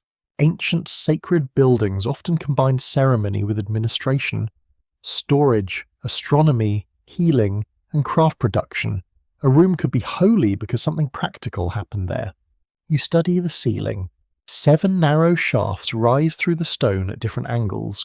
During certain nights, selected stars would become visible through them. One at a time, their light would fall upon marked positions along the floor. The arrangement resembles observation. Astronomer priests in Mesopotamia recorded planetary movements, eclipses, and unusual celestial events with extraordinary patience. Their work supported calendars, omens, agriculture, and royal decision-making. The sky was both clock and message. Yet these shafts are too narrow for easy viewing. A person would need to lie against the floor and wait for a brief alignment. Perhaps that was the point. The chamber may have transformed astronomy into ritual. Water entered the channels at a measured hour. Sound rose through the floor. A star appeared through one shaft, touching a marked stone as the vibration changed. The moment would feel exact. A ruler might interpret it as divine approval. A priest might use it to confirm a seasonal transition.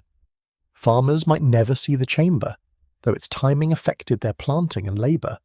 The mechanism would remain hidden. This secrecy matters. A visible machine invites questions. A concealed process creates wonder. If sound, light, and water appeared to respond together, observers might believe the building itself possessed awareness. A quirky tale from later centuries describes a temple that answered questions with groans beneath its floor. Visitors believed a buried creature spoke through stone, although clever attendants may have controlled hidden pipes. The story proves nothing about this chamber. It does reveal how easily engineering becomes mystery when its workings remain concealed. You watch the water level fall. The pulse is slow, the floor's vibration weakens, and the final note fades into the masonry. Warmth remains along the hidden channels for several minutes.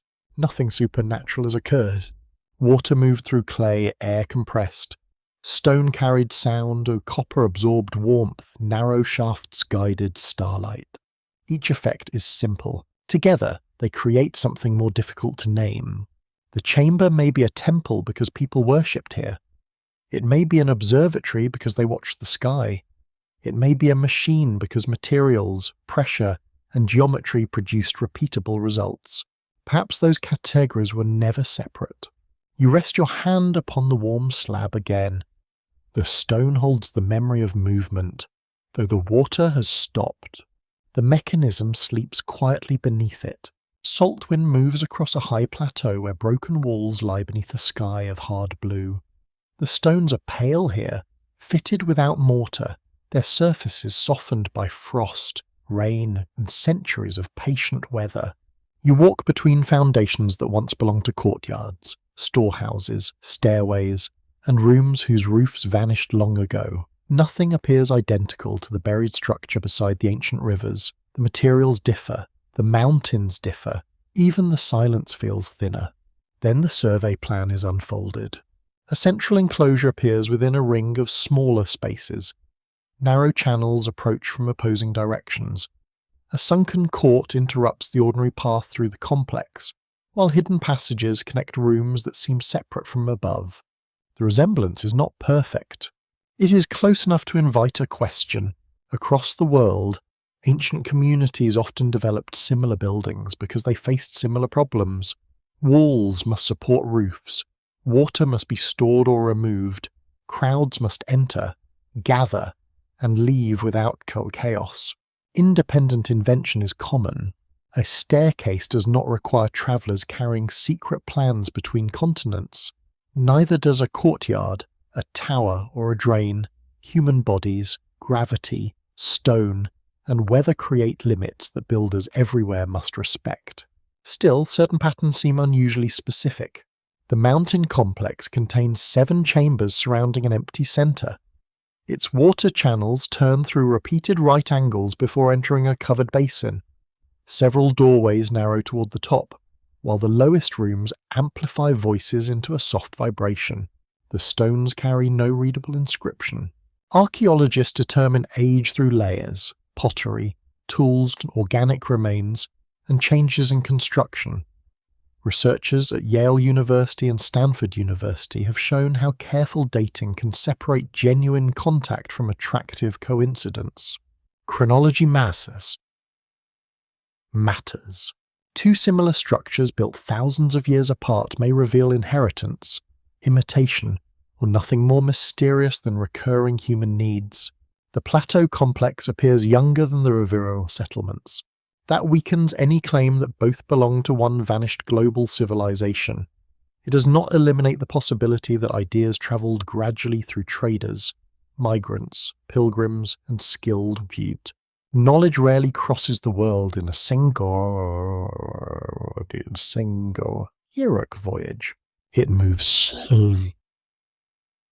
slowly. A mason teaches an apprentice. A merchant describes a foreign temple. A captive builder adapts a familiar technique for a new ruler. A marriage joins distant families, carrying songs, rituals, and measurements into another landscape.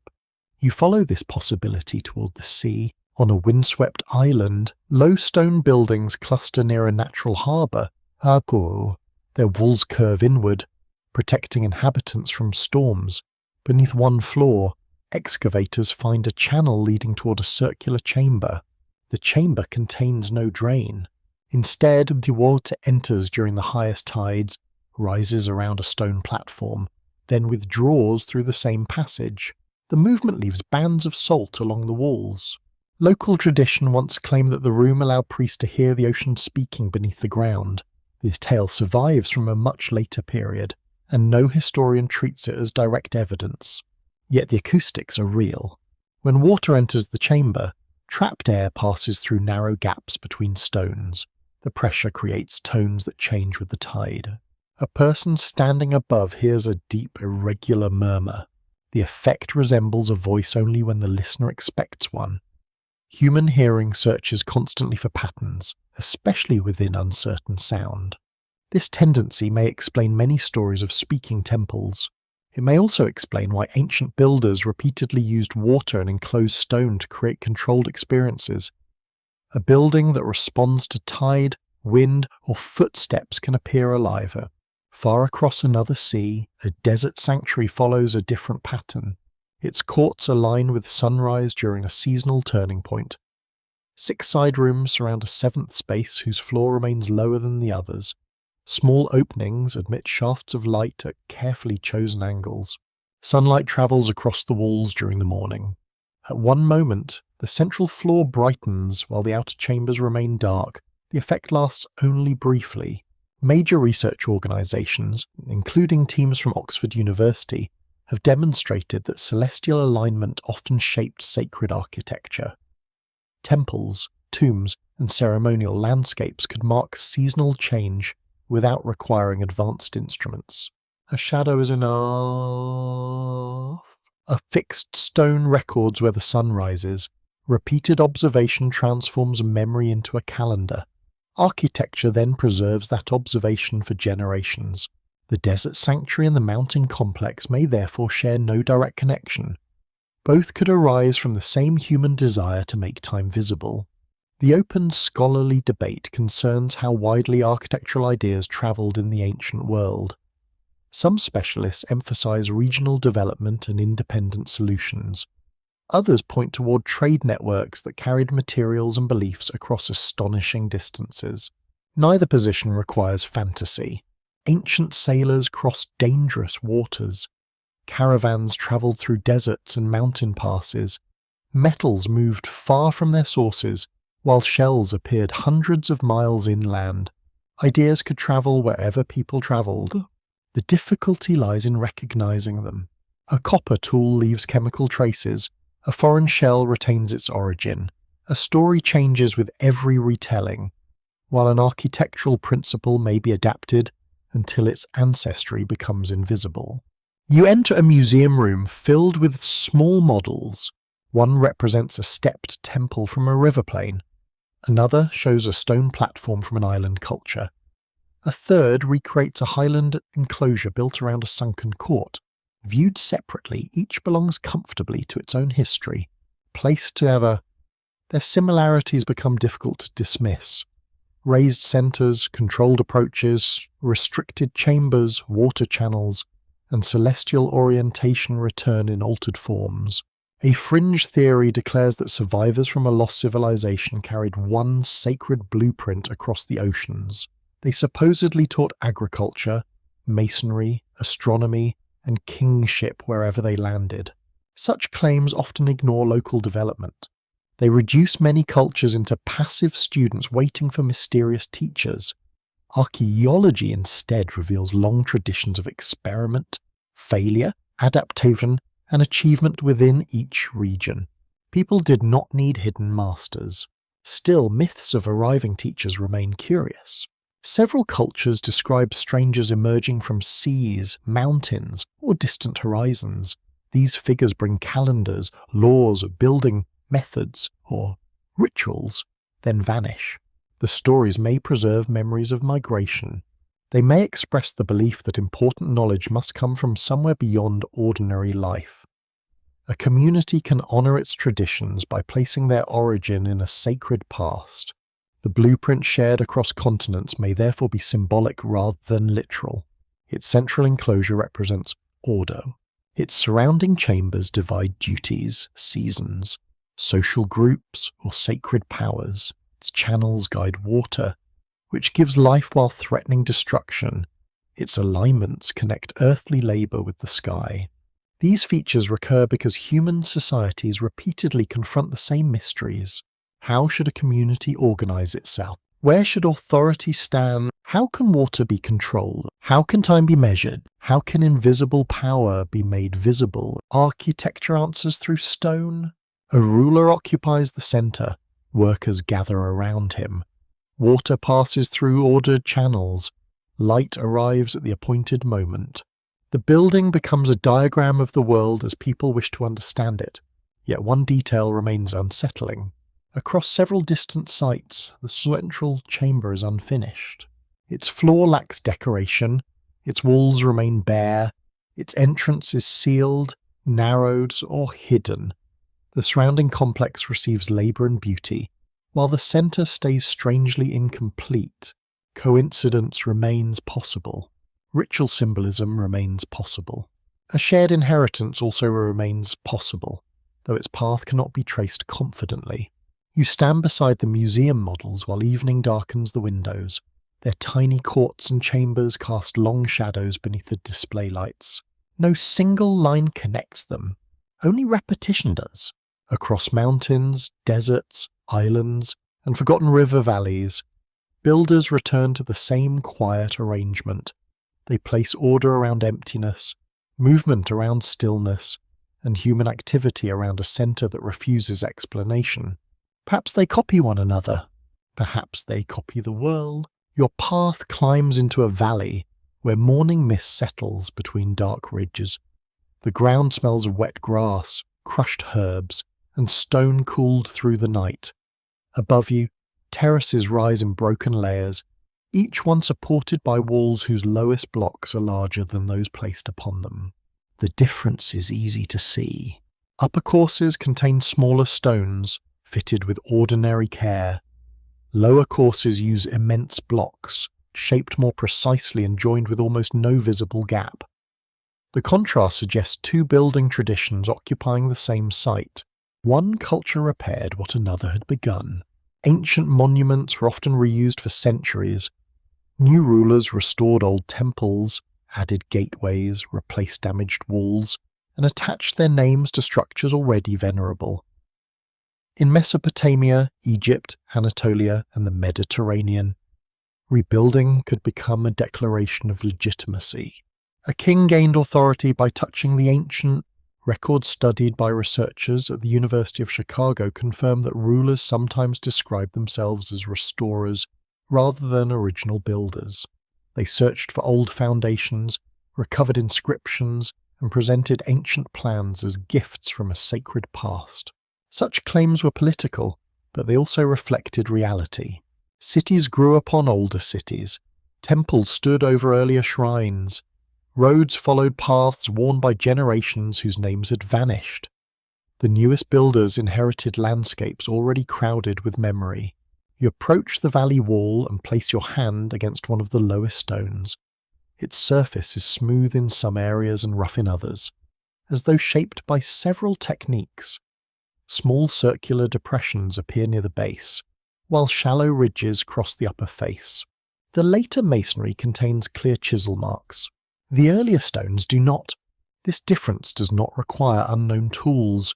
Weathering can erase marks, while pounding stones and abrasive sand can produce smooth surfaces. Skilled workers may also finish visible faces differently from hidden joints. Still, the lower wall seems to belong to another logic. Its stones interlock through irregular angles. Each block fits the next like a piece in a difficult puzzle. The arrangement resists movement during earthquakes because pressure travels through many directions instead of following straight joints. Modern engineers admire such construction for good reason. Researchers from Stanford University have studied how traditional masonry can survive seismic movement through flexible connections, heavy foundations, and carefully fitted blocks. Ancient builders often learned through repeated disasters, preserving methods that worked. The wall may therefore record experience rather than mystery, yet local tradition insists that ordinary people did not raise it. Village storytellers speak of the first masons, a silent community who arrived when the valley floor was still covered by water. They carried no metal tools and built only during the coldest nights. At sunrise, they disappeared into caves. This is a quirky tale, not a historical report. Its details changed across generations, and each storyteller added something useful, frightening, or entertaining. Still, the story preserves one consistent idea. The visible builders were not the first. You hear the same claim in other regions. Later inhabitants say their ancestors found ancient platforms already standing. Priests describe temples revealed by gods. Kings announce that they rediscovered foundations lost beneath sand. These accounts may express reverence. A monument seems more sacred when nobody remembers its beginning. An unknown founder can become divine, heroic, or supernatural because ordinary explanation no longer feels sufficient. The human mind dislikes anonymous achievement. Someone must receive credit. When names vanish, giants, spirits, wandering teachers, and ancient sages step quietly into the empty space. A newly cleaned inscription from the valley offers a more restrained account. It names a ruler who repaired the terraces after an earthquake. He praises his workers for lifting fallen stones and restoring channels. He never claims to have designed the complex. Instead, he says that he followed the arrangement of those who measured the mountain before the houses of men were counted. The phrase may be ceremonial exaggeration. Rulers often describe remote antiquity in poetic language. A claim that something existed before counting could simply mean that it was very old. However, the repair work reveals surprising discipline. Later builders replaced damaged stones without altering the original angles. They copied drainage openings whose purpose they may not have understood. They preserved a narrow cavity beneath the terrace, even though filling it would have simplified construction. They behaved as custodians. This pattern appears in many ancient societies. Craftspeople inherit forms, gestures, and rules from teachers. Over time, the practical reason can disappear, while the technique survives through tradition. A mason may place a stone in a certain way because his father taught him. His father learned from another builder, who followed a rule already older than memory. Custom becomes a hidden archive. Oxford University historians have emphasized that knowledge often travels through apprenticeship rather than formal writing. The hand remembers what the text never records. You can picture the lesson. An older mason places a younger worker beside the wall. He shows where pressure gathers, where water enters, and where stone must remain free to move. He does not explain the structure through equations. He taps the block and listens. A clear note means one thing, a dull note means another. Dust settles differently around an unstable joint. Moisture darkens the surface before a crack appears. The apprentice learns through sound, touch, and repetition. Such knowledge can survive political collapse. Palaces burn, libraries must scatter, languages change, yet builders continue repairing walls because walls still fall, water still moves, and roofs still need support. The open scholarly debate concerns how much continuity can be traced across long periods of disruption. Some researchers emphasize local survival, arguing that craftspeople preserve techniques even when rulers and languages changed. Others see repeated reinvention. They suggest that later builders faced the same materials and rediscovered similar solutions independently. Stone, gravity, and weather can teach the same lesson many times. Both explanations may operate together. A community inherits part of a method, forgets another part, then invents a replacement. What appears ancient may be a blend of memory and adaptation. The terrace offers a clear example. Its deepest drainage channel follows the original foundation. Later workers repaired the entrance but redirected the outlet toward a newer reservoir. They respected the old system while changing its destination. Inheritance did not mean obedience without thought. It meant negotiation. A fringe writer might describe the first builders as survivors from a vanished advanced civilization. He may imagine navigators, astronomers, and engineers carrying sacred knowledge across a ruined world. Archaeology provides no firm evidence for such a lost global society. What it does reveal is more subtle. Complex knowledge can belong to people without kings, writing, or monumental tombs. Early communities could organize labor, study landscapes, and refine techniques across generations. Civilization does not begin only when someone writes down a royal name. It may begin quietly, beside a riverbank, within a quarry, or around a fire where one worker teaches another how stone behaves under pressure. The first builders may not have vanished dramatically. They may simply have been absorbed. Their descendants changed language, worshipped new gods, served new rulers, and continued using inherited measurements. Over centuries, the people remained while their original identity disappeared. A tradition survived without its story. You walk along the terrace as mist lifts from the valley. Sunlight touches the highest repairs first, revealing rough blocks and visible mortar. The deeper stones remain in shadow, fitted together with older patience. One building stands upon another, one memory rests inside another. The later masons leave names, boasts, and dedications. The earlier ones leave only weight, angle, drainage, and the quiet evidence of hands that understood the mountain. Perhaps they were not strangers. Perhaps they were simply ancestors whom history failed to notice. Night settles over the excavation with the unusual clarity. The air has cooled over, and the desert stones release their stored heat in slow, invisible waves. You lie upon a woven mat beside the central platform. Above you, a narrow opening cuts through the roof like a dark needle. At first, nothing appears. The shaft shows only a small circle of sky, black and empty. Then a pale star enters the opening, trembling slightly as warm air rises through the stone. Its light falls upon a shallow mark near your shoulder. The mark resembles a simple crescent.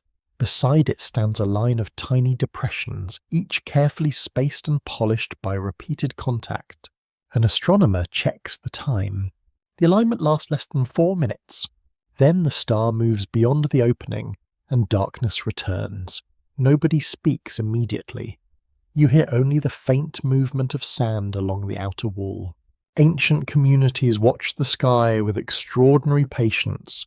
They observed sunrise positions, lunar phases, eclipses, planetary movements, and the seasonal appearance of bright stars. These observations shaped agriculture, ritual, navigation, and political authority. A ruler who controlled the calendar could announce festivals, organize labor, and claim harmony with the heavens. Records from Mesopotamia confirm that trained observers maintained long sequences of celestial reports. Their tablets preserved unusual events alongside ordinary movements, allowing later generations to compare one year with another. The sky became an archive. The chamber, however, seems to preserve a much longer memory. Researchers model the shaft's angle against earlier skies. Earth does not point toward the same region of the heavens forever. Its rotational axis slowly changes direction through a process called precession. The movement is extremely gradual. Across centuries, the positions of stars shift relative to temples, tombs, and fixed openings. A shaft aligned perfectly in one era may point toward emptiness in another. When the chamber's angle is projected backward, the star enters the opening more precisely at a date thousands of years earlier than the surrounding settlement. This creates an immediate problem. The building materials belong to a later period. Pottery beneath the floor, charcoal from nearby hearths, and construction layers all support a date within the known history of the city. The celestial alignment suggests something older. There are several possible explanations. The match may be accidental. Many stars cross many narrow regions of Skytosor, especially when researchers test numerous dates and locations. The shaft may also have served ventilation rather than observation. Its apparent alignment could result from practical construction, later damage, or a reconstruction that places the opening at a slightly incorrect angle. A few degrees can create centuries of difference. Scholars studying ancient astronomy frequently warn against treating every wall as a calendar and every doorway as an observatory. Human beings build according to terrain, weather, materials, and social custom. Not every alignment carries meaning, yet the chamber contains more than one opening. 6 other shafts rise at different angles. When their directions are modelled, several correspond with seasonal appearances of bright stars during the same remote period. The pattern does not prove intention. It does make coincidence less comfortable. You step outside and watch the horizon. Low hills form a natural frame around the plain. One notch marks the place where the sun rises during the longest days. Another gap receives the sun during the coldest season. Simple horizon markers can create reliable calendars. A community needs no writing, telescope, or polished instrument. It needs only repeated observation and a stable landscape. A child watches the sunrise beside an elder. Years pass. The child becomes the elder and points toward the same ridge. Knowledge moves forward through memory, ceremony, and expectation. A prehistoric calendar can therefore survive without a single written number. At the edge of the site, archaeologists uncover a row of buried posts. Their positions form a wide arc facing the eastern horizon. Most have vanished, leaving only darker circles in the soil. One post hole contains a fragment of red stone carried from a distant valley. The arc appears older than the masonry. Its orientation matches several of the chamber shafts. This raises the possibility that later builders preserved an ancient observation system within a newer structure. They may not have known its beginning. They may only have known where the openings belonged. A fringe interpretation goes much further. It claims that the plan records a calendar inherited from survivors of a forgotten catastrophe. According to this idea, the builders preserved star positions from a vanished homeland. Their descendants copied the angles long after the original sky had changed. There is no reliable evidence for such a migration. yet the image remains compelling. A displaced people crosses a ruined landscape carrying little except memory. They rebuild familiar alignments beneath unfamiliar stars, hoping the old order might return. History contains real examples of communities preserving sacred orientations after migration. Ritual directions can survive even when their practical meaning changes. A doorway may face a homeland. A grave may turn toward a holy city. A temple may repeat an ancestral pattern without reproducing the original horizon. The open scholarly debate concerns whether ancient alignments record precise astronomical knowledge or broad symbolic direction. Some researchers see deliberate observation spanning generations. Others argue that modern investigators often discover patterns because they search among countless possible stars, dates, and angles. Both cautions deserve attention.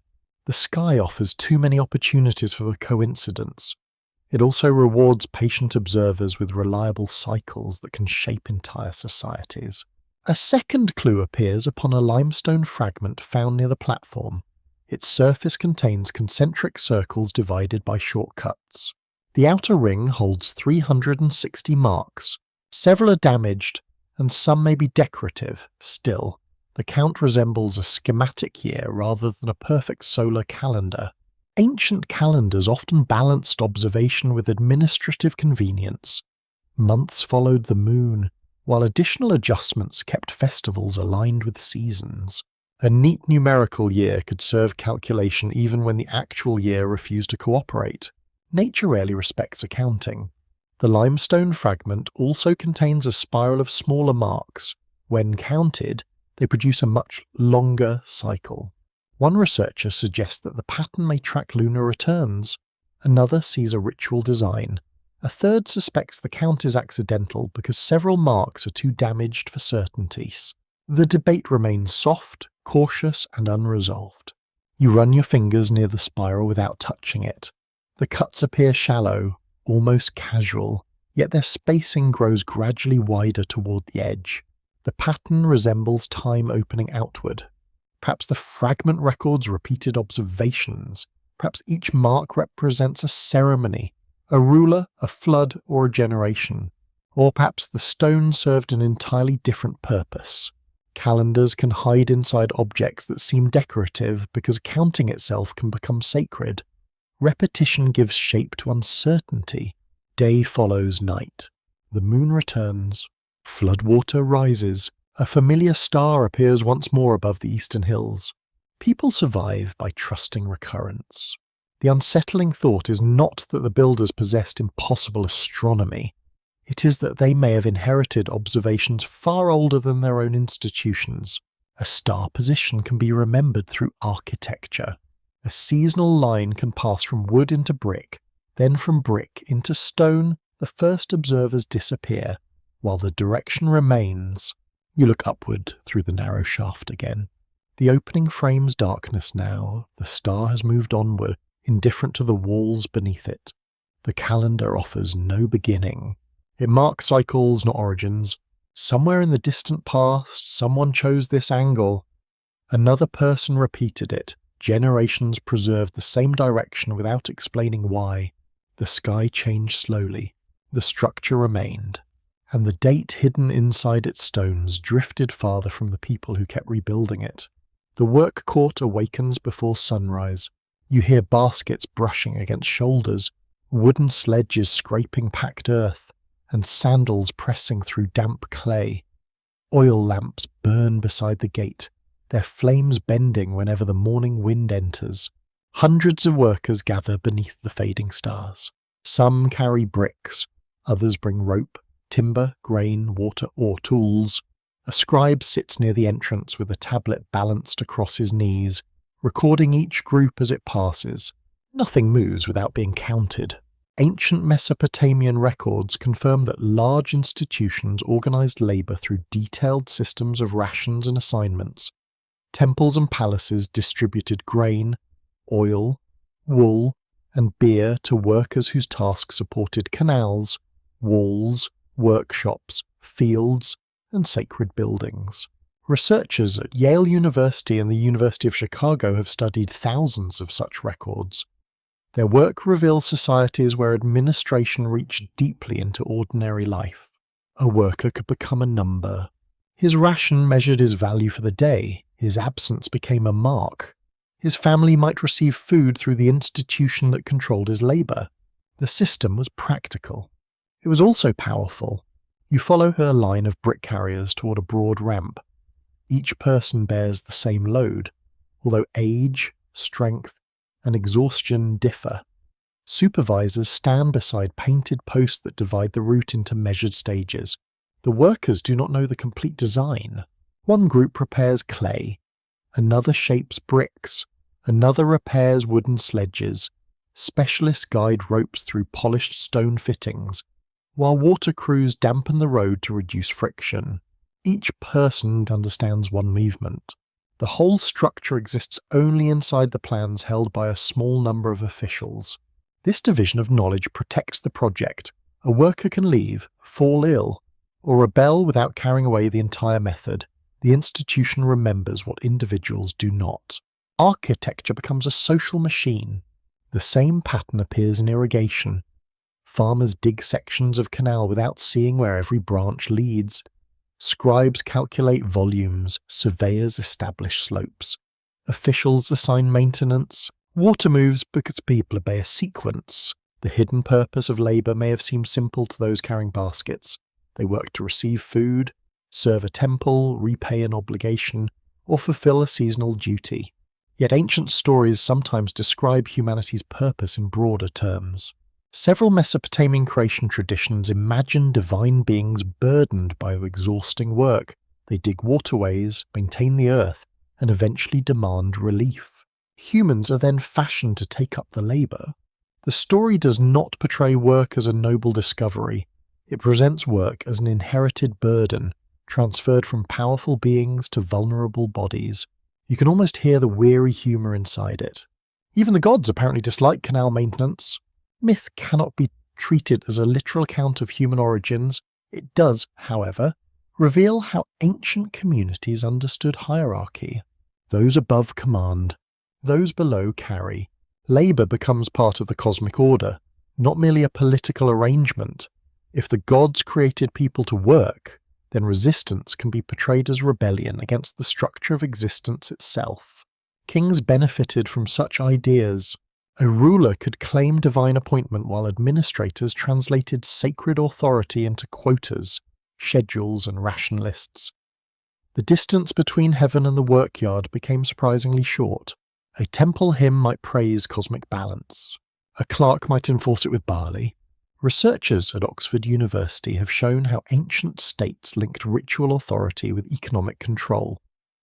Temples were not only places of prayer, they owned land, managed workshops, stored goods, employed specialists, and coordinated large groups.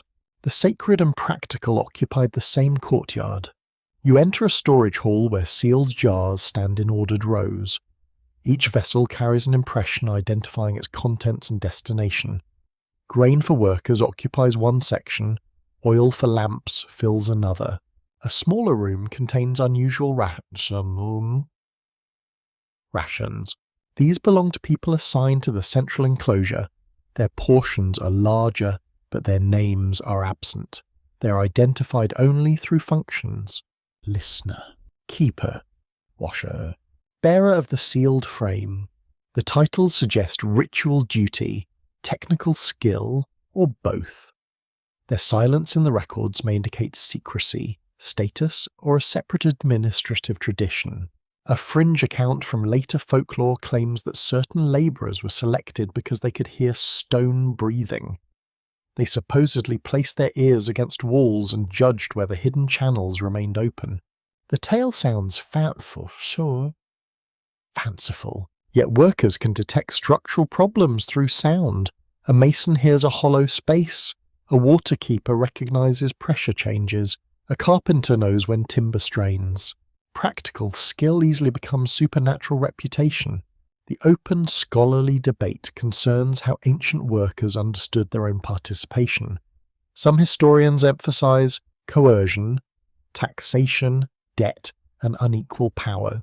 Others note that communal labour could provide food security, religious meaning, social identity, and protection during difficult seasons. Both conditions could exist together. A worker may feel pride in the monument while resenting the supervisor. A family may depend upon temple rations while fearing institutional punishment. Human experience rarely fits one clean interpretation. The work court expands as daylight strengthens. Heat gathers across the bricks, dust clings to wet skin, and the smell of bread drifts from a communal oven.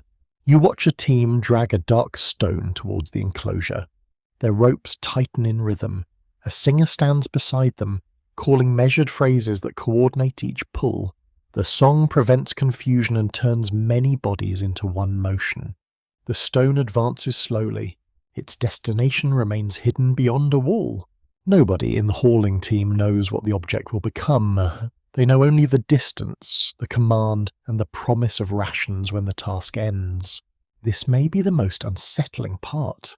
People can build systems they do not understand. 1,000 hands can create a structure whose purpose belongs to a few. Generations can maintain it because their survival depends upon the routine surrounding it. The blueprint therefore describes more than rooms. It describes roles. Channels direct water. Corridors direct movement. Records direct labour. Restricted knowledge directs obedience. Humanity's place within the design may not be at the centre. It may be along the pathways, carrying material, repeating gestures, and sustaining processes established by someone else. Perhaps the old creation stories preserve this social truth. People were not imagined as masters entering an empty world. They were placed inside an existing order, given duties, boundaries, and reasons to accept them. The gods in those tales may represent nature, rulers, institutions, or memories of forgotten elites. No single answer is necessary. What matters is the recurring structure. A powerful group possesses the plan. A larger population provides the effort. The completed work then appears greater than any individual, which makes its authority feel permanent. You stand beside the scribe as evening approaches. He counts the returning workers and records damaged tools, unfinished loads, and missing rations. His tablet contains no suffering. It contains quantities. The exhausted shoulder becomes one delivered basket. The blistered hand becomes one completed wall. The frightened worker who enters the sealed enclosure becomes a title without a name. Administration removes the person while preserving the task. The final line records that the required labour has been fulfilled. The gate closes. Inside the darkened complex, water begins moving through channels built by people who never saw the entire plan. The plan lies beneath a sheet of clear glass, illuminated from below by a soft amber light. Every wall glows, every corridor appears sharp, deliberate, and strangely complete. Except for the centre. There, the clay shows only an empty rectangle. You lean closer, expecting faint marks, erased symbols, or damage from a careless tool. The surface is smooth, no crack crosses it, no salt stain hides a missing line. The absence was planned. Around this blank area, corridors bend inward and stop, or water channels approach its edges without entering. 7 narrow shafts angle towards positions above it, while foundation lines pass beneath its corners. Everything acknowledges the space, nothing explains it. An architectural drawing usually emphasizes its most important room. Temples mark sanctuaries. Palaces reveal courts, halls, and storerooms. Tomb plans identify passages and burial chambers. Here, portents appears through omission. A researcher places a transparent copy of the plan over the surveyed foundations. Outer walls align with remarkable consistency. Side chambers match. Drainage routes settle into their expected positions. The central rectangle falls beneath untouched earth. No excavation trench has crossed it. The ground there appears slightly higher than the surrounding floor, forming a low platform covered by compact clay. Its surface contains no pottery, ash, or construction debris. You step onto it carefully. The clay feels unusually hard beneath your boots. A bronze probe enters only a short distance before striking something dense. Stone lies below. A team begins scanning the platform without opening it. Ground-penetrating signals return unevenly, suggesting layers rather than a single solid block. The upper level resembles packed rubble. Beneath it appears a narrow hollow. Then the signals fade. Some materials absorb or scatter the readings, especially when salts, moisture, metals, and dense stone occur together. The darkness on the screen may indicate depth, interference, or nothing unusual at all. Archaeology often advances through absences. A missing wall line can reveal an entrance. A gap in burials can mark a sacred boundary. A patch of undisturbed earth may preserve something that later builders deliberately avoided. Researchers have also used cosmic particles to identify hidden spaces inside massive monuments. In 2017, a report in the journal Nature described a large unknown void within the Great Pyramid, detected without cutting through its ancient masonry. The discovery proved that emptiness can survive inside famous structures. It did not explain what the void contained or why it existed. The platform raises the same quiet difficulty. A hollow may be a relieving chamber, reducing weight upon lower masonry. It may be a blocked passage, a drainage space, or a construction cavity never intended for entries. Yet the blueprint leaves precisely the same area blank. The drawing and the ground agree upon an absence. A narrow borehole is approved near the platform's edge. The drill turns slowly through packed clay, then enters softer material. Dust rises with a dry mineral scent. At 3 feet, the drill meets fired brick. Beneath the brick lies another layer of compact clay. Then comes stone, followed by a pocket of empty air. The operator stops. A thin camera enters through the opening. Its light reveals a passage barely wide enough for a person to crawl through. The walls are lined with pale plaster, smoother than the rough surfaces elsewhere. The floor slopes downward. No footprints disturb the dust. A small object rests near the lower edge of the camera's view. It resembles a seal, a tool, or perhaps an ordinary stone shaped by shadow. The image flickers. Then the lens clouds with moisture. Cool air rises through the borehole, carrying a scent unlike the surrounding earth. You notice wax, bitter herbs, and something faintly metallic. The smell suggests a sealed environment. It may come from old resins, mineral deposits, decayed wood, or modern contamination. The mind prefers mystery, but the laboratory prefers samples. A filter captures particles from the air. Traces of cedar resin appear, along with plant oils once used in preservation, ritual, and medicine. Cedar was valuable across the ancient Near East, transported over great distances for buildings, furniture, and sacred purposes. The chamber was pre-echoed. That conclusion changes the mood. An accidental cavity needs no scented resin. A forgotten drain requires no sealed plaster. Someone entered this space, treated it carefully, then removed it from the visible plan. A quirky tale from nearby villages speaks of a room beneath the oldest mound where shadows were stored during winter. Anyone opening it at noon would supposedly release every forgotten night at once.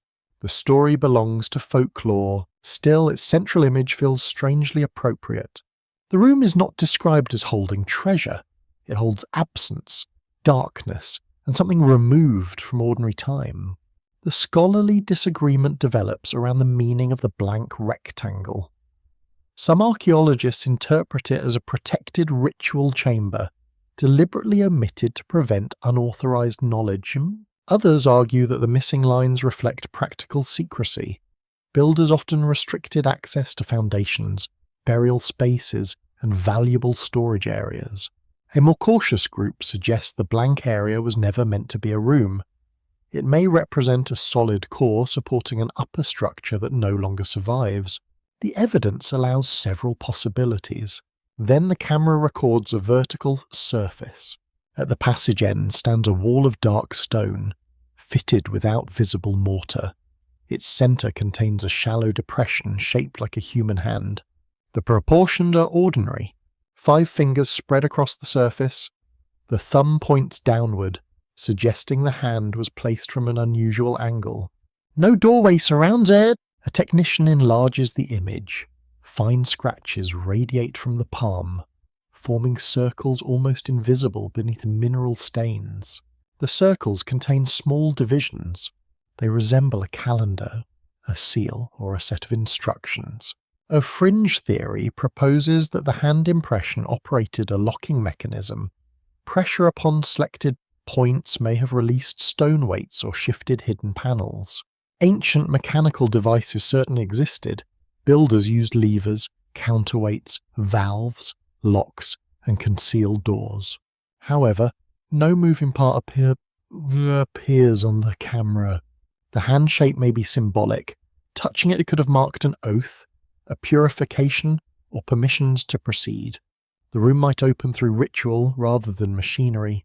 You imagine a keeper crawling through the narrow passage. He carries a lamp, a small jar of oil, and instructions remembered through years of training. At the dark wall, he places his hand into the hollow. Perhaps he speaks a name. Perhaps he waits for water to rise through channels beneath the floor.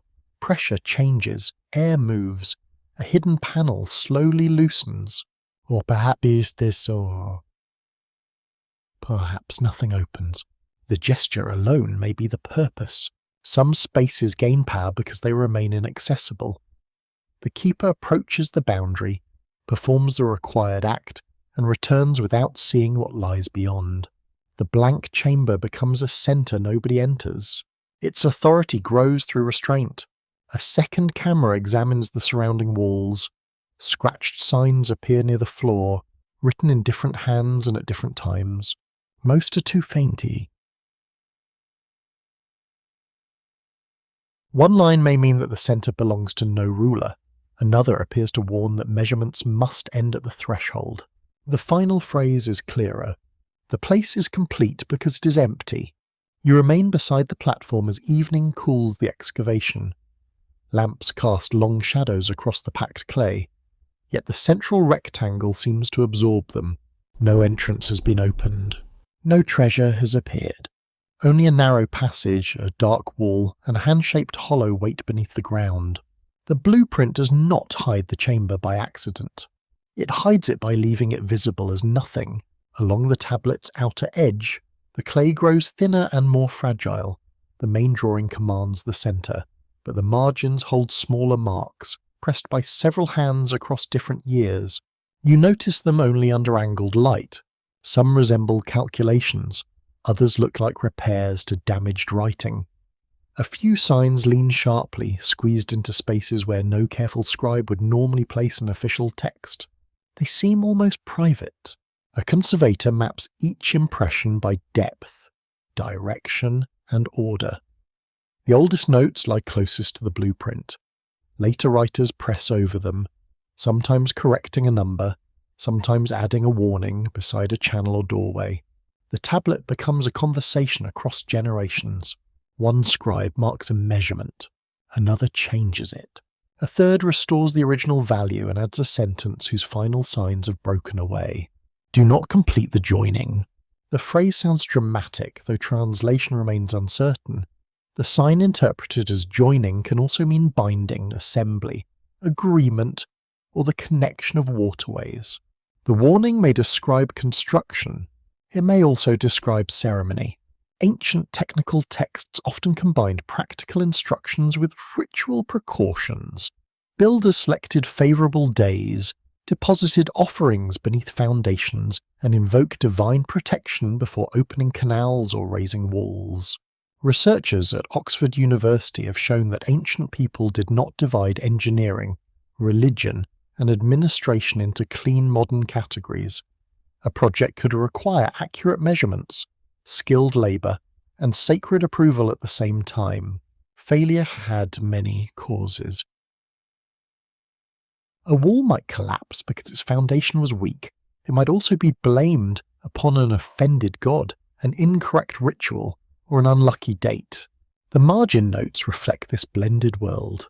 Beside one water channel, a scribe writes that the flow must remain broken during the season of high water. Near a shaft, another warns that fire and breath must never enter together. The language could be practical. Water pressure can damage enclosed spaces. Flame inside a poorly ventilated chamber can consume oxygen, ignite fumes, or frighten everyone involved with admirable efficiency. Yet the notes do not explain the danger. They assume the reader already knows. You imagine an apprentice copying the plan beneath the eye of an older keeper. His reed stylus pauses near the margin. He asks why the final connection must remain unfinished. The keeper does not answer directly. He says only that completion is not the same as success. That sentence appears in a later hand, pressed deeply enough to deform the reverse surface. It seems less like a technical note and more like a lesson repeated with urgency. Another margin contains a list of cities. Most names are damaged. Several can be linked with known settlements along rivers and trade routes. Each name is followed by a mark indicating opened, silent, buried, or lost. The exact meanings remain disputed. Only one city carries the song for joined. Beside it, the scribe has pressed a jagged cluster of wedges resembling a cracked field. A later writer has added 3 short lines. The wells became bitter. The houses trembled. No birds crossed the morning. These phrases may preserve memory of an earthquake. Ground movement can damage wells, release strange smells, and disturb animal behavior. Bitter water may result from salt, minerals, decay, or disrupted channels. Records from many ancient societies describe disasters through vivid signs. The earth groans. The sky darkens. Animals flee. Such accounts blend observation with meaning, turning catastrophe into a moral or sacred event. The margin may therefore preserve a local disaster associated with failed construction. Perhaps workers connected water systems that should have remained separate. Pressure built beneath the city. Foundations weakened. Buildings cracked while contaminated water entered household wells. No hidden forces required. Still, the notes connect the disaster with completion. A fringe interpretation claims the joined structures produced resonance across underground channels. According to this idea, several chambers could amplify vibration through waterlogged soil until walls and foundations began to shake. The proposal remains speculative. Low vibrations can travel through ground, but there is no evidence that ancient builders created a coordinated network capable of causing regional destruction. The theory survives because the warning feels larger than ordinary maintenance. Another note speaks of awakening the measure beneath the ground. The phrase may refer to surveying a buried foundation. It may also describe restarting a system whose parts had been deliberately separated. The scholarly debate turns upon whether the margin record genuine technical memory or later superstition. Some historians see experienced workers preserving practical cautions through compressed language. Others suggest that scribes added fearful stories after the structure's original purpose had been forgotten. A third possibility lies between them. A real accident may have become ritualized. Builders remember that a certain connection once caused disaster, but the physical explanation disappears. The warning remains, wrapped in sacred language because sacred language travels farther than technical detail. You can feel how that transformation happens. A supervisor says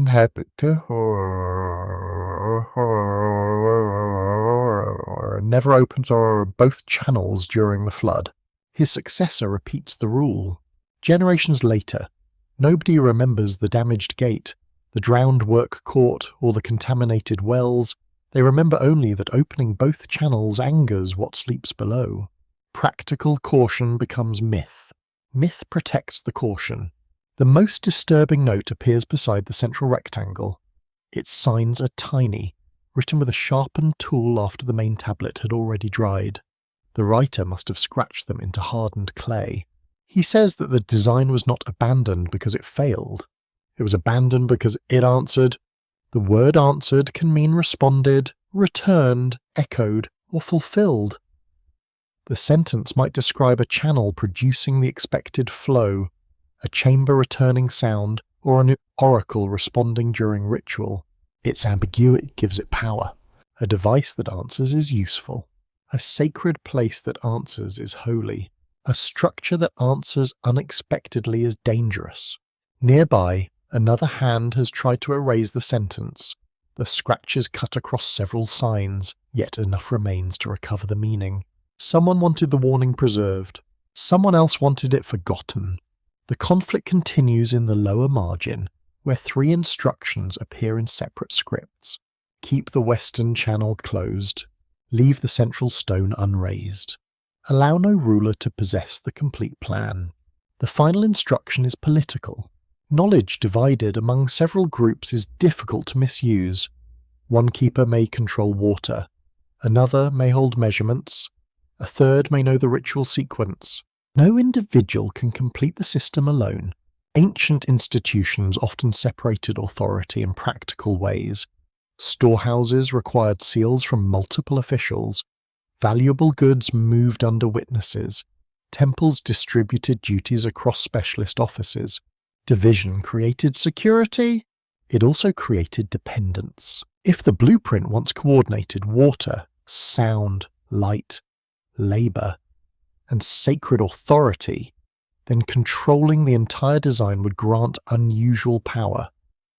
A ruler could stage divine responses, predict seasonal events, or command resources through a system ordinary people did not understand.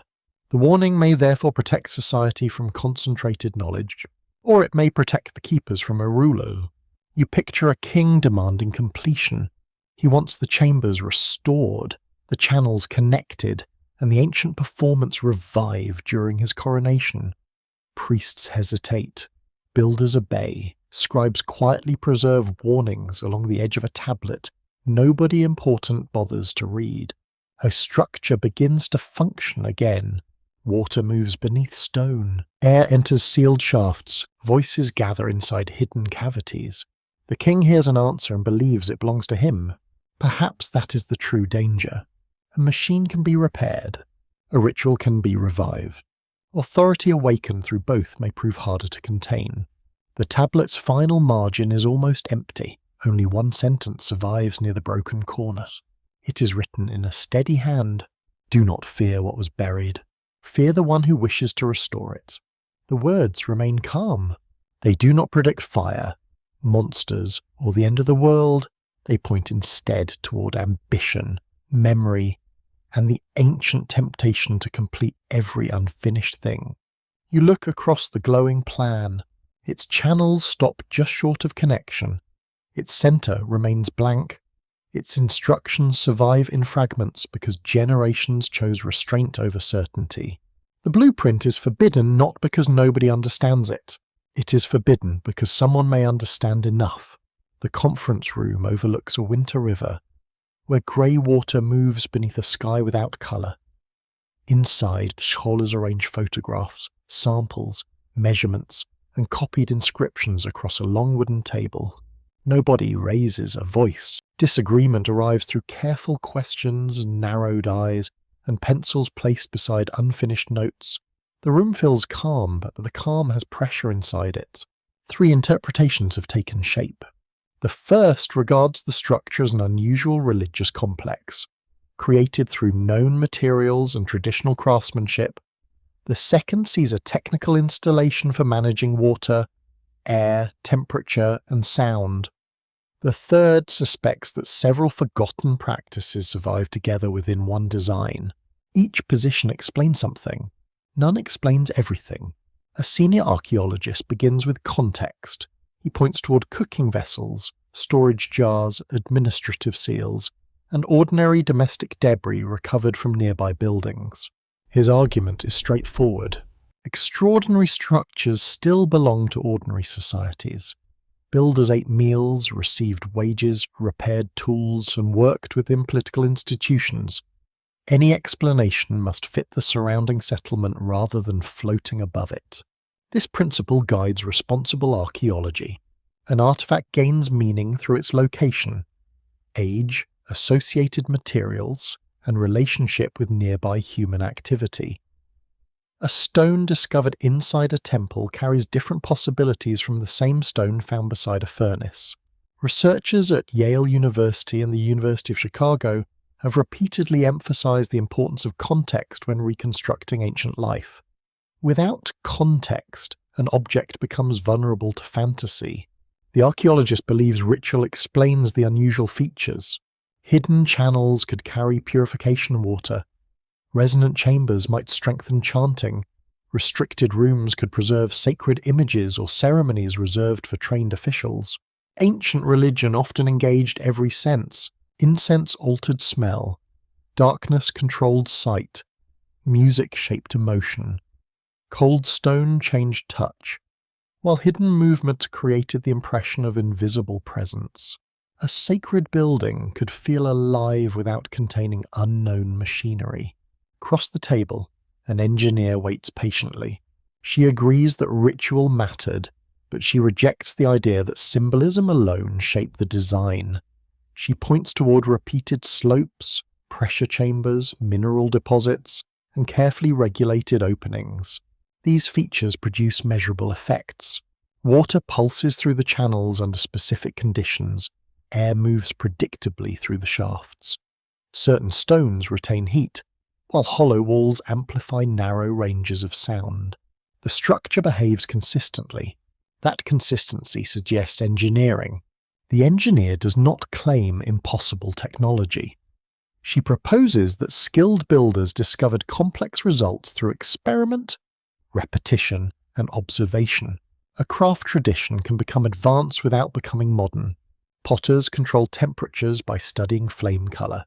Metalworkers judge alloys through sound and surface. Water managers learn pressure through leaks, floods, and damaged gates. Practical knowledge may remain highly accurate while its theory stays unwritten. Research published in journals such as Nature and Science often demonstrates the sophistication of ancient material knowledge. Chemical analysis has revealed complex pigments, alloys, medicines, mortars, and manufacturing techniques once dismissed as crude. The past grows more capable whenever evidence improves. Yet the engineer faces a difficult question. What useful task did the installation perform? It did not irrigate fields efficiently. It did not heat a public bath. It produced no visible manufactured goods, and no clear waste material remained nearby. A machine without an identified output becomes hard to distinguish from ceremony. The third scholar speaks quietly. She studies ritual performance and believes the division between temple and machine is misleading. In many ancient societies, technical effects created religious experiences, while religious institutions preserved technical knowledge. A calendar was practical and sacred. A healing mixture could be medicine and offering. A controlled flame might process metal while also representing divine transformation. The structure may have functioned through meaning itself. Water moved because a ceremony required movement. Sound mattered because listeners interpreted it as a response. Celestial timing mattered because authority depended upon appearing aligned with the heavens. The result was neither deception nor pure engineering. It was a system of belief supported by repeatable physical effects. You hear the river tapping against stone outside. Inside, the scholars study the same evidence and construct different worlds around it. One sees a sanctuary, another sees an instrument. The third sees a society where those categories never separated. The open scholarly debate concerns how intention can be recovered from material remains. Archaeology reveals what objects did physically, but human purpose does not always survive inside stone. A channel proves that something moved. It does not reveal what people believed was moving through it. Water may have carried heat, minerals, offerings, purification, or sacred presence. Several meanings could operate at once. The discussion turns toward experimental reconstruction. A research team built a partial model using period materials. They used clay pipes, stone chambers, wooden gates, copper fittings, and naturally flowing water. The reconstruction produced sound. It also created changing air pressure and a weak electrical reaction between mineral water and metal surfaces. None of these effects required hidden modern components. The results impressed everyone. They resolved nothing. The archaeologist argued that the sound supported ritual performance. The engineer saw proof of intentional hydraulic design.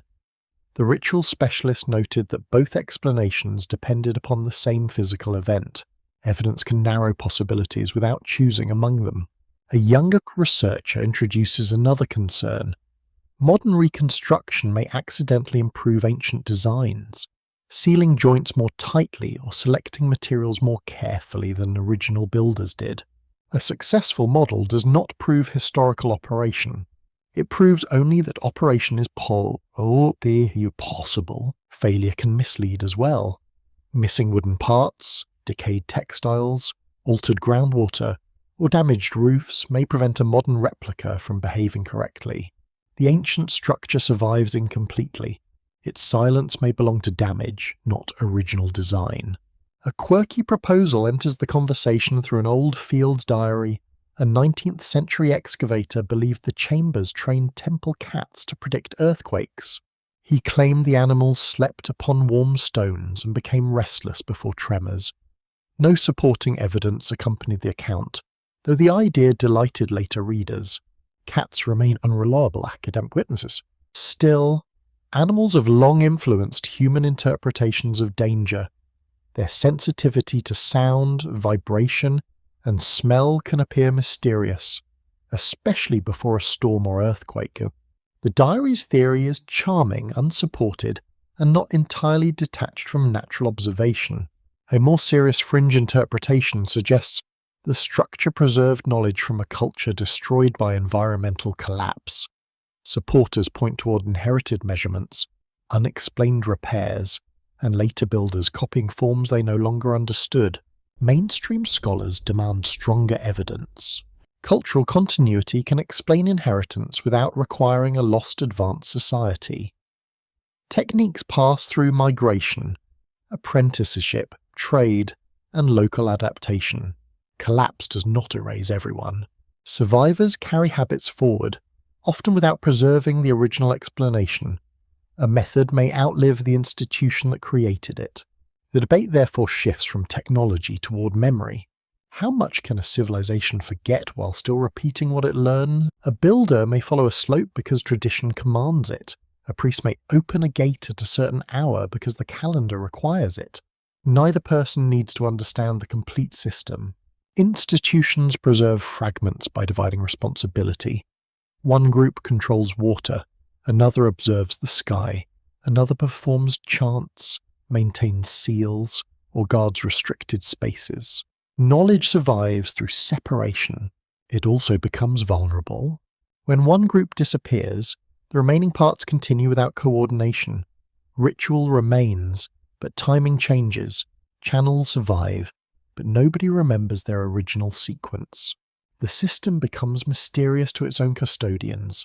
You sense that the quiet disagreement conceals a shared recognition. Every scholar believes the structure was meaningful. Every scholar accepts that its builders possess disciplined knowledge. Their conflict concerns the nature of that knowledge. Was it mainly symbolic, mainly technical, or inseparably both? No final vote is turned. Academic debate rarely ends with a dramatic verdict. Papers appear, experiments continue, translations improve, and younger researchers challenge older assumptions. Certainty recedes whenever detail increases. The scholars begin packing their notes. Outside, evening settles across the river, turning the water almost black. 3 interpretations remain upon the table. The sanctuary explains the controlled experience. The machine explains the repeatable effects. The inherited system explains why later generations preserved features they may not have understood. Perhaps one is correct. Perhaps all 3 touch separate surfaces of the same forgotten structure. The room empties without agreement. Only the evidence remains, patient and unresolved. The first flood layer appears as a dark band beneath a ruined courtyard. It contains river silt, broken reeds, fish bones, and household objects scattered far from their proper places. You crouch beside the exposed wall. Above the band, people returned. They laid fresh floors over the mud, repaired ovens, rebuilt doorways, and raised new rooms upon the drowned foundations. Their houses did not erase the disaster, they rested upon it. The same sequence appears deeper down. Occupation and destruction, silence, renewal. Each layer preserves a world that once believed itself permanent. Children played across floors now buried beneath later kitchens. Merchants stored grain where future generations placed graves. A temple wall became the foundation of an ordinary house. Archaeology reveals cities as vertical histories. Researchers from the University of Chicago, Yale University, and Oxford University have documented settlements rebuilt repeatedly after floods, fires, warfare, abandonment, and political collapse. Destruction rarely creates a completely empty beginning. Survivors return. They recover bricks, reopen wells, and search for familiar property lines. New rulers reuse old foundations because the ground already carries authority. The blueprint may reflect this cycle. Its outer enclosure can be read as a complete city. 6 chambers surround a silent centre, while channels move between them like rivers crossing inhabited land. Each chamber contains marks suggesting a stage. The first shows open water. The second contains clustered signs resembling houses. The third carries symbols associated with walls, grain, and ordered labour. The fourth appears crowded with royal emblems, weapons, and storage vessels. The fifth is marked by fractures. The sixth contains only scattered lines. The central space remains blank. Perhaps the chambers describe growth and collapse rather than separate rooms. Water becomes settlement. Settlement becomes administration. Administration becomes power. Power produces strain. And strain returns the ordered world towards silence. Then the sequence begins again. Ancient traditions often imagined history through cycles. Floods ended corrupt ages. Dynasty rose after periods of disorder. Cities lost divine favour, fell, and were restored by rulers claiming to renew proper balance. Such stories gave disaster a shape. A ruined city was not meaningless if destruction belonged to a larger rhythm. Suffering could become correction, transition, or preparation for another beginning. This interpretation may comfort rulers more than victims. A king who rebuilds after catastrophe can present himself as the restorer of the world. He does not merely repair walls, he claims to return order, justice, and divine attention. The blueprint sequence could have supported that claim. Its measurements divide the enclosure into repeating proportions. The completed pattern circles back toward the same starting interval, as though the final stage mathematically contains the first. A researcher traces the sequence using coloured cord. The lines form a spiral. It begins near the outer water channel, passes through each chamber, then approaches the centre without entering. Another turn would carry it outward again along a slightly wider path. The design does not repeat perfectly. Each cycle expands. This detail matters. History may return to familiar conditions without returning to the same world. A rebuilt city resembles its predecessor. Yet streets shift, gods acquire new names, and forgotten customs become sacred mysteries. Repetition carries change inside it. You see the principle in the archaeological mound. Every generation rebuilds the settlement, but no generation reproduces it exactly. A courtyard narrows. A shrine becomes a storeroom. A public well moves behind a palace wall. The city returns, yet power rearranges its shape. The open scholarly debate concerns whether ancient peoples develop formal theories of recurring civilization or simply used repeated symbols of death and renewal. Some historians see political storytelling. Rulers described chaos and restoration because those themes justified authority. Others believe long memories of environmental disaster encouraged genuine cyclical thinking. Rivers flooded, droughts returned, and celestial patterns repeated across human lifetimes. The evidence supports several readings. A calendar teaches recurrence through the sky. A field teaches recurrence through harvest. A ruined city teaches recurrence through grief. Human beings surrounded by cycles may naturally imagine civilization in the same way. A quirky 19th century theory claimed that ancient builders encoded the lifespan of empires into temple corridors. Supporters measured passages, counted stones, and predicted political collapse from architectural ratios. Their forecasts proved wonderfully flexible, especially after events had already occurred. The theory lacks scholarly support, yet its popularity reveals a powerful desire. People want history to possess a hidden schedule. Random disaster feels less frightening when someone believes the date was written in stone. The blueprint offers no dates. It presents conditions.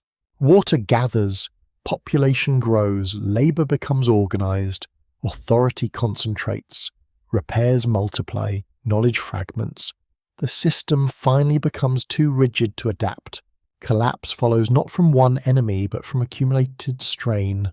This reading resembles patterns studied by the modern historians and archaeologists. Civilizations rarely fall through a single cause. Environmental pressure, political conflict, inequality, migration to disease, and failing institutions can interact across decades. A drought alone may not destroy a kingdom. A drought combined with weak leadership, damaged trade, and social unrest can transform every existing weakness into crisis. The blueprint's chambers may represent those accumulating pressures. Each chamber remains stable alone. When all channels connect, flow accelerates toward the center. The system reaches completion, then balance fails. You watch water enter a reconstructed model. At first, each compartment fills slowly. Small gates distribute pressure evenly, and the structure seems calm. When the final connection opens, all levels begin changing together. One chamber empties too quickly, another overflows. Air becomes trapped beneath the central plate, lifting it slightly before it drops with a dull sound.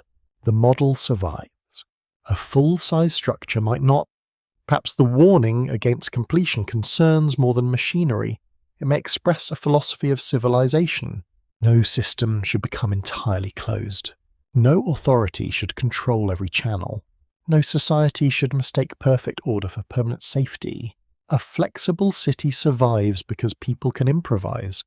A rigid city may appear stronger, yet every part becomes dependent upon the rest. When one section fails, the failure travels towards us. The central blank spear gains another possible meaning. It may represent the interval between worlds. Not death, exactly. Not emptiness. It is the pause when old rules have ended and new ones have not yet formed. People living through such moments rarely recognize them clearly. They see abandoned markets, broken canals, missing officials, and temples without offerings. They do not say that one world has ended. They say that grain costs too much. They say the roads are unsafe. They say the old festivals feel quieter. Historical transformation often enters daily life through ordinary inconvenience before anyone understands its scale. Then new communities emerge. Families move into abandoned districts. Local leaders replace distant officials.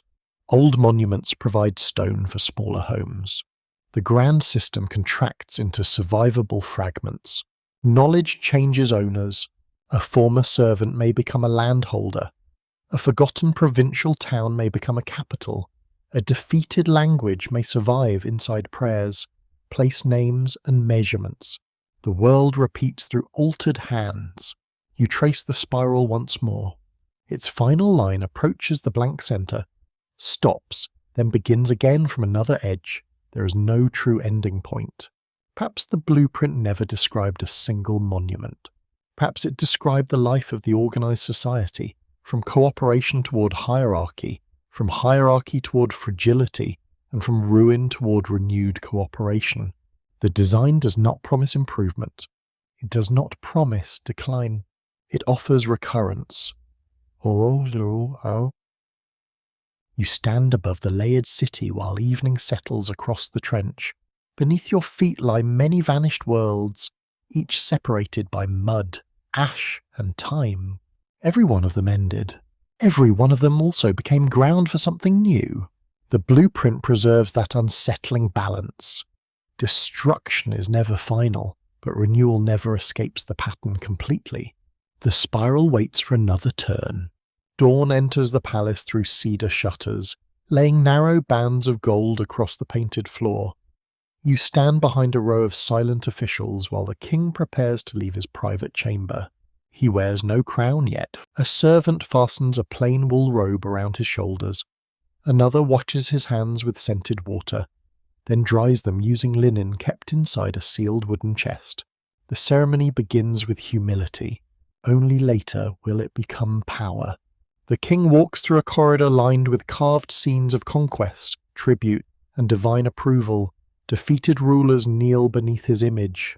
Foreign animals move toward his throne. Priests stand behind him, raising symbols that declare the heavens support his rule. Such images were not simple decoration. Ancient rulers used architecture, inscription, ceremony, and controlled access to shape public memory. Researchers at Yale University and the University of Chicago have shown how royal monuments presented political authority as part of the natural and sacred order. The king did not merely govern, he claimed to maintain the world.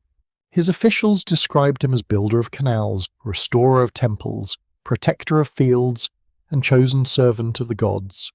Even when earlier workers designed the structures, royal inscriptions often placed the ruler at the center of the achievement. Stone remembers whoever controls the inscription. You follow the procession toward a temple gate. Musicians play slow rhythms upon drums and metal instruments. Incense thickens the air with cedar, resin, and bitter herbs. Ordinary citizens wait outside the outer court. They see banners, guards, priests, and the king entering a place forbidden to them. They do not see the narrow stairway beneath the sanctuary, where keepers prepare an older system hidden inside the foundations. Water begins moving through channels. A gate closes. Air pressure changes beneath the floor. The king reaches the inner chamber at the precise moment a low tone rises through the stone. Light enters a narrow shaft and touches the platform beside him. To the gathered officials, the building appears to answer his presence. The effect may be carefully arranged. Priests know the timing. Waterkeepers control the flow. Astronomer priests understand when the light will enter. The king may know the mechanism, or he may believe the response belongs to divine favor. Power does not always require deception. A ruler can participate sincerely in a ceremony designed by others. He may believe the gods speak through physical processes because those processes belong to the sacred order. The distinction matters less than the result. Everyone present witnesses confirmation. The ruler stands at the center. The stone responds. The sky agrees. Royal authority becomes visible through effects ordinary people cannot reproduce. Oxford University historians have examined how ancient kingship depended upon ritual performance as much as military force. Coronations, temple visits, seasonal festivals, and public offerings presented the ruler as a mediator between human society and invisible powers. The king occupied the narrow space between danger and order. If the river flooded correctly, his rule appeared blessed. If harvests failed, enemies approached, or disease spread, his legitimacy weakened. He therefore needed signs. The hidden structure could provide them. A controlled sound might confirm an oracle. A beam of light might mark the proper day. A measured flow of water could announce seasonal transition. The ruler did not invent these systems. He inherited them. That inheritance created a quiet problem. The keepers possessed knowledge older than the dynasty. They knew the channels, measurements, and timings upon which royal ceremonies depended. The king commanded armies. The keepers commanded the response of the temple. Neither side could easily dispense with the other. A clay document from a royal archive records gifts given to several temple offices. Gold goes to senior priests. Grain supports water workers. Fine wool is assigned to those who guard the lower chambers. The generosity appears ceremonial. It may also be negotiation. The king must reward those who preserve the system. They, in return, present his reign as harmonious, lawful, and favoured by ancient tradition. This balance can endure for generations. Then a new ruler grows impatient. He wants direct control. He replaces hereditary keepers with loyal officials, demands copies of restricted plans, and moves sacred objects into the palace. He may believe the old priesthood has accumulated too much influence. Royal reforms often contain practical motives. Temples controlled land, labour, storage, and wealth.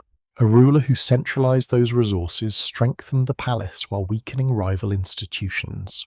The struggle could be described as religious purification, economic reform, or restoration of true tradition. Power prefers sacred language when taking sacred property. A quirky court tale describes one king who ordered a hidden chamber opened because he believed it contained a table where the gods wrote future victories.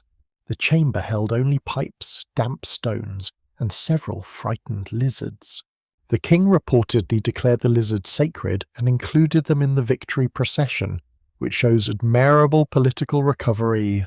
The tale is probably satire, yet it preserves a real tension between royal expectation and inherited machinery. A ruler may imagine ancient knowledge as treasure, prophecy, or weapon. He may not understand that its power depends upon cooperation, timing, and restraint. The open, scholarly debate concerns whether kings consciously use technical effects to strengthen divine authority. Some historians emphasize sincere ritual belief and warn against imagining ancient ceremonies as calculated performances. Others argue that specialists understood how architecture, sound, light, and controlled access influenced audiences. Both views may be true. A priest can understand acoustics while believing the sound carries sacred meaning. A ruler can plan an impressive ceremony while sincerely trusting that divine order works through it. Ancient intelligence did not require modern disbelief. You enter a record room within the palace. Shelves hold the copies of older inscriptions, foundation deposits, temple inventories, and reports from provincial governors. Royal scribes collect the past because the past legitimizes the present. A new dynasty searches for ancient texts. Ancient texts. It restores forgotten names. It claims descent from heroes, sacred ancestors, or rulers whose kingdoms vanished centuries earlier. The blueprint becomes especially valuable here. Its measurements can be presented as the original order established at creation.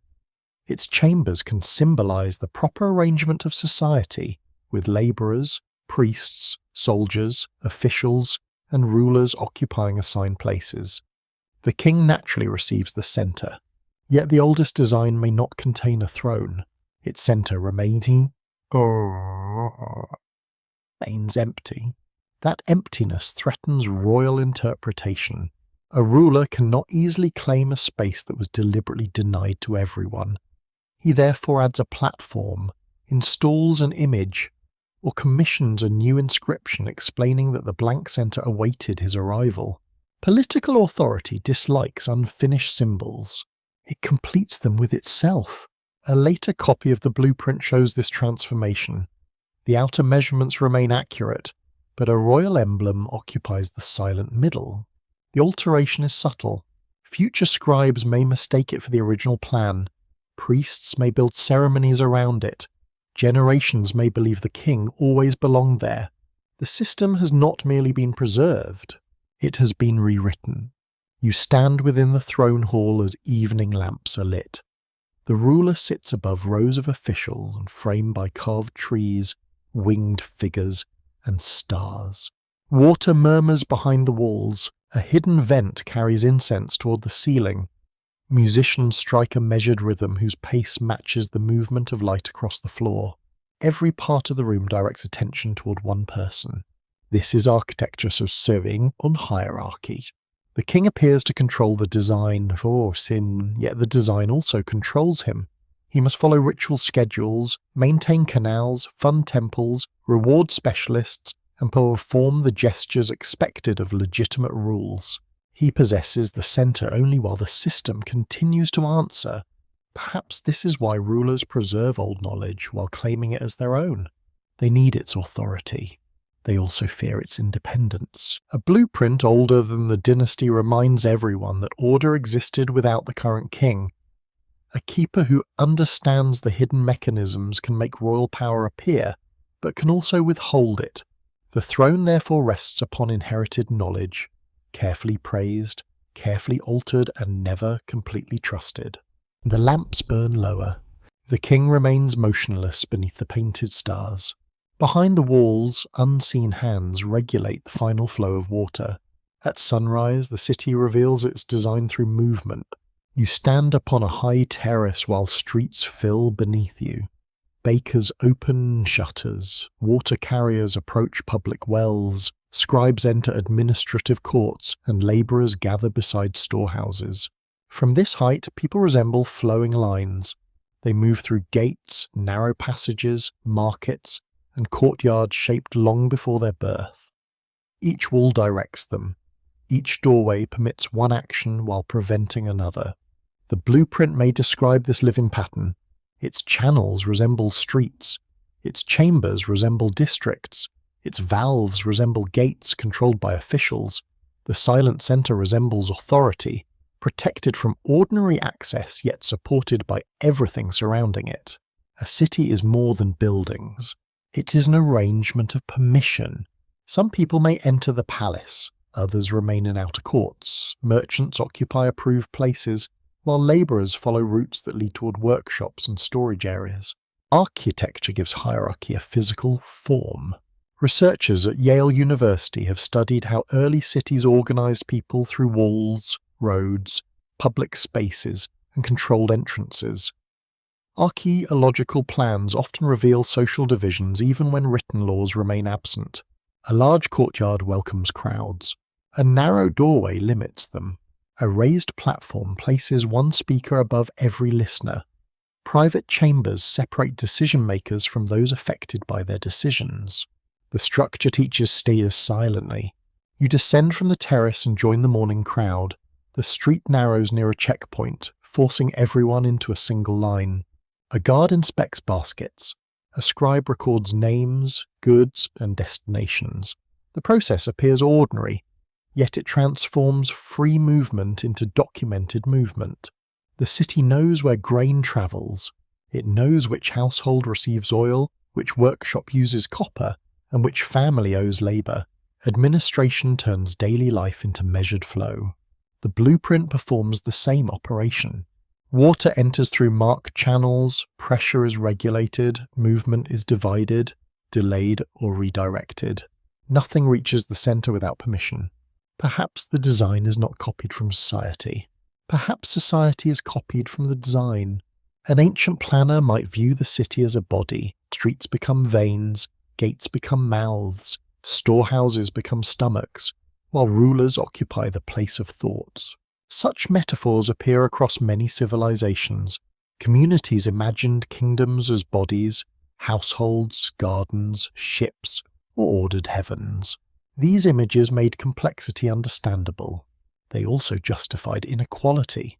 If the ruler is the head, then everyone else becomes a hand, foot, or burdened back. A hand does not question the head. It obeys because the body supposedly requires harmony. Oxford University historians have explored how political language transforms hierarchy into natural order. When social ranks appear inevitable, resistance can be described as disorder rather than disagreement. The blueprint may have offered a powerful model. 6 chambers hold separate functions. The centre remains isolated. Channels connect every part, yet access flows unevenly. Resources move inward. Commands move outward. This pattern appears in palaces, temples, armies, and large households. Grain reaches central storage. Officials redistribute portions. Information travels upward through reports, while instructions descend through ranks. The system appears balanced from above. From below, it may feel different. You enter a workers' neighbourhood near the outer wall. Houses stand close together, sharing ovens, drains, and narrow courtyards. Children play beside workshop. Metal strikes metal. Loom weights tap against wooden frames. Smoke carries the smell of bread, wool, charcoal, and fish Life here feels crowded, warm and human. The central enclosure cannot be seen. Its authority arrives through collectors, decrees, and ration schedules. People experience the system through demands rather than architecture. A missing grain measure becomes hunger. A changed labour quota becomes exhaustion. A closed gate becomes separation from family, trade, or water. The blueprint's clean lines hide these consequences. Plans prefer walls to worries. A quirky administrative text from another ancient city records a dispute over a missing donkey. 3 officials, 2 witnesses, and 1 temple representative became involved. The animal was eventually found beside a brewer's courtyard. The record survives because institutions remember paperwork more reliably than dignity. Even an ancient bureaucracy could transform a wandering donkey into a matter of official concern. Such details remind you that systems depend upon human behaviour. People misunderstand orders. Officials protect their positions, workers hide mistakes, merchants adjust weights, and guards accept favours. No blueprint survives contact with ordinary life unchanged. The open scholarly debate concerns whether early urban planning primarily served communal needs or elite control. Some researchers emphasise drainage, defence, trade, and cooperation. Others point toward restricted districts, monumental centres, labour organisation, and unequal access to resources. Both patterns can occupy the same city. A wall protects everyone from attack. It also traps people inside. A storehouse guards grain against famine. It also allows officials to decide who eats. A canal waters fields. It can also be closed against a disobedient district. Technology does not choose justice. People decide how its benefits and dangers are distributed. The central blank space gains another meaning here. It may not represent a ruler, god, machine, or forgotten chamber. It may represent the idea of authority. Authority itself. Authority often feels present without being visible. Most citizens never enter the rooms where decisions occur. They encounter power through effects. A gate closes. A tax increases. A procession passes. A family disappears from an official list. The centre remains hidden, yet its influence travels everywhere. You return to the high terrace as afternoon light lengthens across the roofs. The city now resembles the blueprint more clearly. Market streets form branching channels. Watchtowers stand at controlled junctions. Courtyards collect people like water gathering in basins. Movements are that creates pressure. Too many workers enter one district, and guards redirect them. Grain accumulates in storage, and officials release measured portions. Information travels through messengers, seals, and tablets. The city breathes through administration. A fringe interpretation suggests that the blueprint was a complete model for controlling populations. According to this idea, its chambers represented social classes, while its measurements determined ideal numbers of workers, soldiers, priests, and officials. No surviving text confirms such a rigid scheme. Yet ancient governments did count households, land, livestock, and labour. Numbering people made taxation and the conscription possible. Measurement creates knowledge. Knowledge creates control. Still, a society cannot be reduced entirely to its records. Families share food outside official distribution. Neighbours hide debtors. Workers slow their pace, exchange favours, and invent private routes through public rules. Human life leaks through every system. That may explain why the blueprint never reaches completion. A perfectly controlled society would require every channel to remain predictable. Every person would move according to assigned purpose. No uncertainty could remain. Such order might appear beautiful on clay. In life it would become unbearable. Perhaps the empty centre protects something essential. It leaves one place unfound, beyond ownership and calculation. It preserves mystery within structure. Without that space, the blueprint becomes total. Every room receives a function. Every path receives a gate. Every person receives a task. Completion would mean that nothing remains outside the design. You look across the city while evening gathers. Lamps appear in private homes, one by one, beyond the attention of rulers and scribes. Families speak quietly. Someone sings near a courtyard well. A child hides behind a doorway, avoiding a chore that official records will never mention. These small freedoms do not appear upon the plan. Perhaps they are the most important spaces of all. The blueprint mirrors society because both seek order. It also reveals society's danger. A structure becomes oppressive when every channel serves the centre and nothing remains unmeasured. The clay preserves walls, roots, and divisions. Human life survives in the spaces between them. Night settles upon the archive, softening every shelf and cabinet into shadow. The clay tablet rests beneath a single lamp, its lines fading toward one broken corner. You examine that corner closely. The final channel approaches the edge, bends inward, and stops without touching any chamber. No fracture interrupts it. No erased mark suggests an intended continuation. The scribe simply ended the line. Beside it, 3 small impressions form part of a sentence. The first concerns completion. The second may refer to memory, return, or inheritance. The third sign is missing. A smooth patch occupies its place, as though the writer paused with the stylus above wet clay. Perhaps someone entered the room. Perhaps the tablet had to be moved. Perhaps the scribe chose silence. Researchers connected with Oxford University and Yale University have shown that unfinished ancient objects can be difficult to interpret. Some were abandoned through damage, political change, interrupted labour, or the death of a patron. Others may have been left incomplete deliberately. A missing element can carry ritual meaning. Certain offerings were broken before burial. Some buildings preserved symbolic gaps, while ceremonial objects remained intentionally imperfect. Completion was not always desirable. The tablet provides no explanation. Its surface records preparation, order, measurement, and controlled movement. Everything leads toward a final connection that never appears. A conservator studies the clay beneath magnification. The margin near the unfinished line contains a faint scrape, produced while the surface remained soft. It resembles the edge of a sleeve. The mark is ordinary. That small imperfection feels more intimate than any royal name. No. You picture the scribe leaning over the tablet, his arm resting too close to the wet clay. He is tired. Lamp smoke stings his eyes. Somewhere outside, workers argue over missing grain, and water moves through channels beneath the city. The final sign waits. He knows what it should say. Then he stares.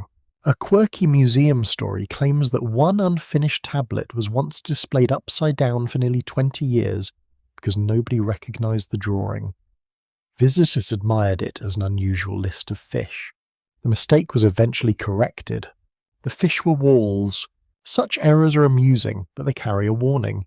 Modern certainty depends upon orientation, context, and interpretation. Turn an object incorrectly, and architecture becomes dinner. The unfinished blueprint may be equally vulnerable.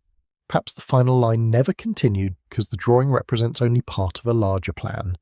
Another tablet may have carried the missing chambers, channels, and instructions. Ancient archives often preserve fragments of once extensive collections. Fire, theft, rebuilding, excavation, and modern dispersal separate objects that originally belonged together. The missing piece may rest unrecognized in another museum. It may remain beneath unexcavated soil. It may have dissolved in rain thousands of years ago. The open scholarly debate concerns whether the tablet depicts a real structure, an ideal design, or a teaching model. Some researchers might emphasize its practical measurements and architectural correspondence, so others would point towards symbolic numbers, restricted spaces, and warnings that seem larger than ordinary construction. A third interpretation treats it as an institutional memory.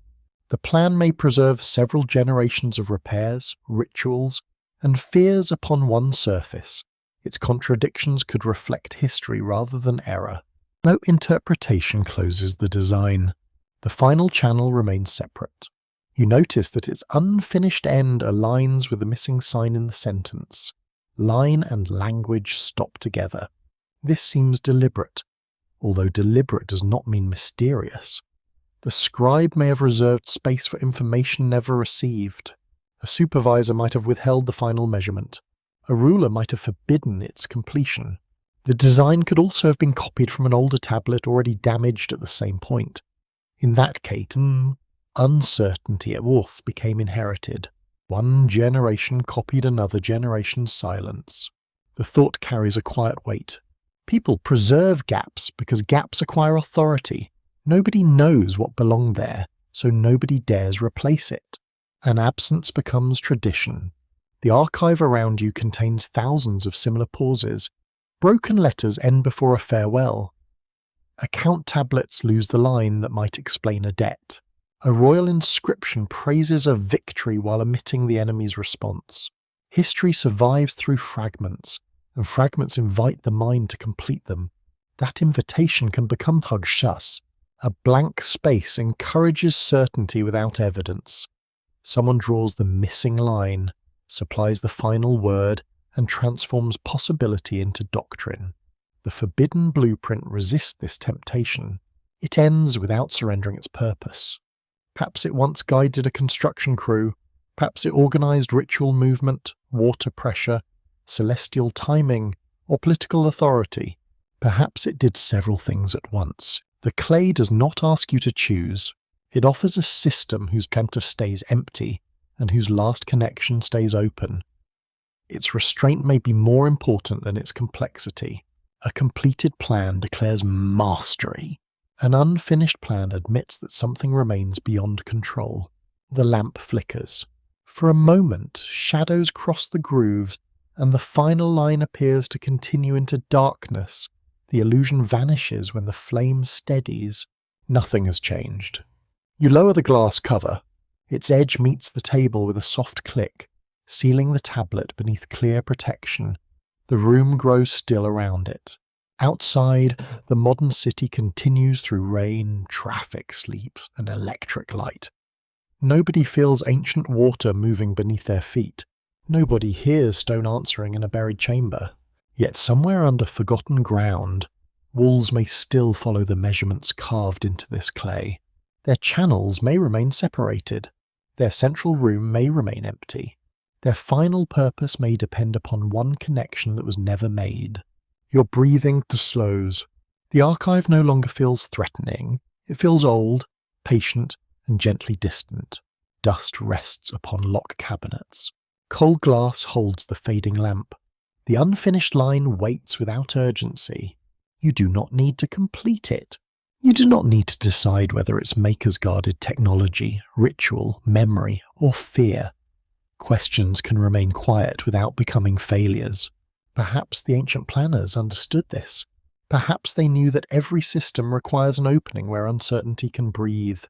Every city needs a place beyond counting. Every life holds rooms that no explanation fully enters. You let the darkness gather around the table. The tablet becomes a small shadow beneath the glass.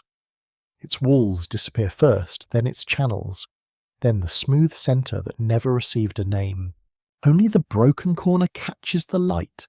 You imagine the unknown scribe lifting his hand from wet clay.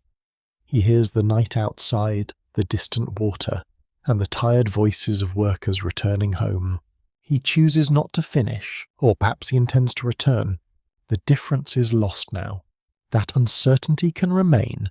The archive settles into silence, and the final line drifts gently beyond sight. No door opens, no hidden mechanism begins. There is only clay, darkness, and the calm knowledge that history does not owe every mystery an ending, and perhaps the story is not yet complete. Good night.